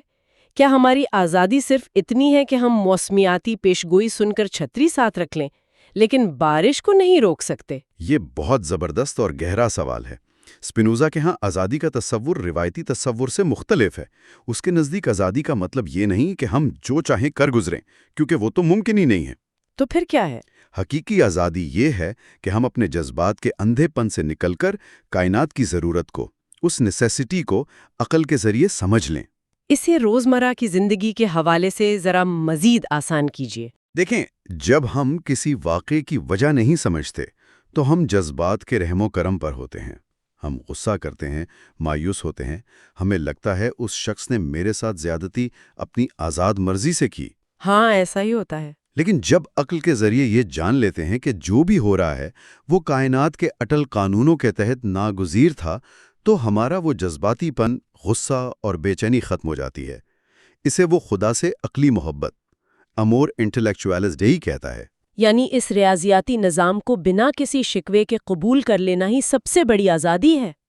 یہ تو ایک بہت ہی گہرا اور صوفیانہ نظریہ ہے۔ تسلی بخش بھی۔ ہاں، لیکن فلسفے کی دنیا میں زلزلے آتے رہتے ہیں۔ اسپینوزا کی اس جبریت نے سکون دیا، مگر بعد میں ڈیوڈ ہیوم جیسے فلسفیوں نے شکوک کھڑے کر دیے۔ ہیوم نے تو کاز اینڈ ایفیکٹ پر ہی سوال اٹھا دیا۔ اس نے کہا یہ علت و معلول صرف ذہن کی عادت ہے، کائنات میں کسی اٹل قانون کا حتمی ثبوت نہیں ہے۔ اور اس نے سائنس اور مذہب دونوں کی بنیادیں ہلا دیں۔ سائنسدان پریشان کہ قانون اٹل نہیں تو سائنس کیا ہے، مذہبی لوگ پریشان کہ اخلاقیات کیا ہیں۔ تو اس بحران میں ابھرتا ہے ایمانوئل کانٹ۔ کانٹ نے خود مانا تھا کہ ہیوم نے اسے اس کی علمی نیند سے جھنجھوڑ دیا۔ جی ہاں، کانٹ کے سامنے ہمالیہ جتنا بڑا چیلنج تھا۔ وہ نیوٹن کے طبعی قوانین کو بھی بچانا چاہتا تھا اور اخلاقیات کی بھی ٹھوس بنیاد ڈھونڈنا چاہتا تھا۔ تو اس نے فلسفے میں اپنا کوپرنیکن انقلاب برپا کیا۔ Copernican revolution? بالکل، جیسے کوپرنکس نے کہا تھا کہ سورج نہیں، زمین سورج کے گرد گھومتی ہے۔ کانٹ نے اپنا سارا دھیان باہر کی دنیا سے ہٹا کر انسان کے ذہن پر لگا دیا۔ اس نے کہا کہ ذہن کوئی کوری سلیٹ یا خالی کاغذ نہیں ہے جس پر دنیا محض تاثرات لکھتی ہے۔ میں تو اسے آج کے دور کی ایک مثال سے سمجھتی ہوں۔ اچھا، وہ کیا؟ تصور کریں کہ ہم نے پیدائشی طور پر ایک VR گلاسز پہنے ہوئے ہیں۔ آہا، ورچوئل ریالٹی والے چشمے۔ بالکل، اور ہم انہیں کبھی اتار نہیں سکتے۔ ہم دنیا میں جو دیکھتے ہیں وہ ان چشموں کے خاص لینس سے فلٹر ہو کر آتا ہے۔ کانٹ کے مطابق ہمارا ذہن ہر چیز کو زمانہ، مکان اور وجوہات یعنی اسپیس، ٹائم اور کوزالٹی کے فریم میں ڈھال کر دیکھتا ہے۔ یہ ایک بہت شاندار بصیرت افروز مثال ہے۔ یعنی وقت اور جگہ اس دنیا میں آزادانہ وجود نہیں رکھتے، یہ ہمارے ذہن کے اس VR چشمے کے بلٹ ان سافٹ ویئر ہے جن سے ہم دنیا کو سمجھتے ہیں۔ اور اس کا سب سے بڑا اور شاید خوفناک نتیجہ یہ نکلتا ہے کہ چونکہ ہم وہ چشمہ اتار نہیں سکتے، اس لیے ہم کبھی بھی چیزوں کی اصل حقیقت یعنی تھنگ ان اٹ سیلف تک نہیں پہنچ سکتے، جسے وہ نومنن کہتا ہے۔ جی، ہم دنیا کو صرف ویسا جانتے ہیں جیسی وہ ہمارے ذہنی سانچوں سے فلٹر ہو کر نظر آتی ہے، یعنی فینومینون۔ پس پردہ حقیقت کیا ہے، اس تک ہماری عقل کی رسائی نہیں ہو سکتی۔ لیکن یہاں ایک بہت مسئلہ پیدا ہوتا ہے۔ اگر ہم حقیقت کو جان ہی نہیں سکتے تو پھر ہم زندگی کیسے گزاریں؟ اچھے برے کا فیصلہ کیسے کریں؟ کیونکہ اگر سب کچھ دماغی فریم ورک ہے تو اخلاقیات کی کیا حیثیت رہ جاتی ہے؟ بالکل درست، اور یہیں کانٹ کی بصیرت کا اخلاقی پہلو سامنے آتا ہے۔ اس نے کہا کہ چونکہ ہم سائنس سے خالص حقیقت ثابت نہیں کر سکتے، اس لیے اس نے عملی عقل یا پریکٹیکل ریزن کی بنیاد پر ایک اٹل نظریہ اخلاقیات پیش کیا، جسے وہ کیٹیگوریکل امپیریٹو کہتا ہے۔ بالکل۔ یہ وہی مشہور اصول ہے نا جس میں کانٹ کہتا ہے کہ کوئی بھی عمل کرنے سے پہلے یہ سوچو کہ کیا تم چاہو گے کہ تمہارا یہ عمل پوری دنیا کے لیے ایک عالمی قانون بن جائے؟ 100% درست۔ انسان کا فرض ہے کہ وہ صرف وہ کام کرے جس سے وہ پوری انسانیت کے لیے قانون بنتا دیکھنا پسند کرے۔ اگر میں جھوٹ بولنے کا سوچ رہا ہوں تو مجھے سوچنا چاہیے کہ کیا ہر انسان ہر معاملے میں جھوٹ بولے؟ جواب نفی میں ہوگا، کیونکہ سچائی اور اعتبار کا تصور ہی ختم ہو جائے گا اور معاشرہ تباہ ہو جائے گا۔ بالکل۔ اخلاقیات ہی وہ میدان ہے جہاں ہم فطرت کی مشینی جبریت سے نکل کر آزاد ہوتے ہیں۔ ہم کوئی کام فائدے کے لیے نہیں کرتے، بلکہ اس لیے کرتے ہیں کہ وہ ہمارا فرض ہے۔ لیکن ذرا ٹھہریے، کانٹ کا یہ اصول سننے میں تو زبردست ہے لیکن عملی زندگی میں تو بہت پیچیدہ ہے۔ مطلب ایک مشہور مثال لیتے ہیں۔ فرض کریں کہ میرا ایک بے گناہ دوست میرے گھر میں چھپ جاتا ہے۔ پیچھے سے ایک قاتل ہاتھ میں خنجر لیے آتا ہے اور پوچھتا ہے کہ کیا تمہارا دوست اندر ہے؟ اب کانٹ کے مطابق تو مجھے کبھی جھوٹ نہیں بولنا چاہیے۔ تو کیا کانٹ مجھ سے یہ توقع رکھتا ہے کہ میں سچ بتا دوں اور دوست کو مرنے دوں؟ کیا یہ اخلاقیات کی ایک عجیب اور ظالمانہ شکل نہیں ہے؟ یہ کانٹ پر کی جانے والی سب سے سخت اور مشہور تنقید ہے، اور حیران کن طور پر کانٹ نے خود اس کا جواب دیا تھا، اور اس کا جواب انتہائی سخت گیر تھا۔ اچھا، کیا کہا اس نے؟ سچ ہی بولنا ہے، چاہے سامنے قاتل ہی کیوں نہ کھڑا ہو۔ اس کی دلیل یہ تھی کہ ہم صرف اپنے افعال کے ذمہ دار ہیں، نتائج کے نہیں۔ اگر آپ جھوٹ بولتے ہیں اور اتفاقاً آپ کا دوست پچھلے دروازے سے نکل کر سیدھا قاتل کے سامنے آ جاتا ہے تو اس موت کے ذمہ دار آپ ہوں گے، کیونکہ میں نے صورتحال کو قابو کرنے کے لیے جھوٹ بولا تھا۔ بالکل۔ کانٹ کے نزدیک اخلاقی اصول کو حالات کے رحم و کرم پر نہیں چھوڑا جا سکتا، ورنہ اصول کی حرمت ہی ختم ہو جائے گی۔ واہ، یہ تو واقعی ایک بے رحم قسم کی سچائی کا تقاضا ہے۔ یہاں بات واقعی بہت دلچسپ ہو جاتی ہے۔ کانٹ نے مطلق اخلاقی اصولوں کا محل تعمیر کر دیا، لیکن 19ویں صدی آتے آتے ڈارون کے نظریات نے تہلکہ مچا دیا۔ بقائے اصلہ یا survival of the fittest. Survival of the fittest. ہاں، اس نے بتایا کہ فطرت میں کوئی اخلاقی اصول نہیں، بس جو طاقتور ہے وہ زندہ رہتا ہے۔ اس پس منظر میں کانٹ کے اصول کمزور محسوس ہونے لگے، اور پھر ایک بے باک فلسفی کے لیے راستہ ہموار ہوتا ہے، اور نام آتا ہے فریڈرک نیچے کا۔ نیچے نے اس پورے روایتی اور کانٹ کے نظام پر ایک بہت گہری اور جارحانہ تنقید کی۔ اس نے کہا کہ ڈارون کے بعد ہمیں اخلاقیات کو آسمانی اصولوں کے بجائے زندگی کے اصل قوانین یعنی طاقت کے حصول کی روشنی میں دیکھنا چاہیے۔ اس نے اخلاقیات کو 2 حصوں میں بانٹ دیا: آقائی اخلاقیات اور ریوڑ کی اخلاقیات، ماسٹر موریلٹی اور ہرڈ موریلٹی۔ تو ان میں نفسیاتی اور بنیادی فرق کیا ہے؟ آقائی اخلاقیات ان لوگوں کی ہوتی ہے جو فطرتاً مضبوط اور بااختیار ہوتے ہیں۔ وہ اپنے اصول خود بناتے ہیں، وہ طاقت اور کامیابی کو اچھا سمجھتے ہیں اور کمزوری یا عاجزی کو برا۔ اور ریوڑ کی اخلاقیات؟ وہ ان لوگوں کا ایجاد کردہ نظام ہے جو معاشرے میں کمزور اور دبے ہوئے ہیں۔ چونکہ وہ طاقتور کا مقابلہ نہیں کر سکتے، اس لیے وہ ایک ایسا نظام بناتے ہیں جو مساوات، رحمدلی اور قربانی کو اعلیٰ اقدار قرار دے تاکہ طاقتور کو احساس جرم میں مبتلا کیا جا سکے۔ وہ کمزوری کو نیکی کا روپ دے دیتے ہیں۔ نیچے کا یہ نفسیاتی تجزیہ چونکا دینے والا ہے، تھوڑا کڑوا بھی ہے، اور اسی تناظر میں اس نے انسان کامل یا سپرمین اوبرمینشن کا تصور پیش کیا، وہ انسان جو اس رہیڑ کی اخلاقیات سے بالاتر ہو کر اپنی قدریں خود تخلیق کرے۔ بالکل۔ لیکن ایک سیکنڈ، یہاں میرے ذہن میں ایک بہت چبھتا ہوا سوال پیدا ہوتا ہے۔ اگر ہم طاقت کی خواہش کو سب سے اعلیٰ قدر مان لیں اور کمزوروں کے لیے ہمدردی کو مسترد کر دیں، تو کیا یہ نظریہ محض ظلم، آمیریت اور فاشزم کا سیدھا جواز نہیں بن جاتا؟ ہٹلر اور نازیوں نے اسی فلسفے کو نسل کشی کے لیے استعمال کیا۔ کیا یہ ظالم کو ظلم کا لائسنس نہیں دے رہا؟ یہ ایک انتہائی اہم نکتہ ہے اور نیچے پر کی جانے والی سب سے سنگین تنقید بھی۔ لیکن یہاں جو چیز حیران کن ہے وہ یہ ہے کہ ہم، اور خاص طور پر آمروں نے، اس کی دانستہ غلط تشریح کی ہے۔ اگر ہم صرف ول ڈیورنٹ کی کتاب اور نیچے کے حوالوں سے بات کریں تو اس کا اصل مقصد انسان کا انسان پر ظلم یا جنگوں کا پرچار ہرگز نہیں تھا۔ تو پھر کیا تھا؟ اس کا ہدف انسان کی اپنی ذات اور اپنی صلاحیتوں کا عروج تھا اور خود پر قابو پانا تھا، جسے سیلف ماسٹری کہتے ہیں۔ یعنی وہ سیاسی طاقت کی نہیں، ذہنی اور روحانی طاقت کی بات کر رہا تھا۔ اس کا سپرمین خود کو فتح کرتا ہے؟ بالکل ایسا ہی ہے۔ اس کا سپرمین اپنی خامیوں اور جبلیتوں سے لڑتا ہے۔ اس کا تنقیدی نشانہ وہ معاشرتی نظام تھا جو مساوات کے جنون میں منفرد صلاحیتوں کو دبا دیتا ہے۔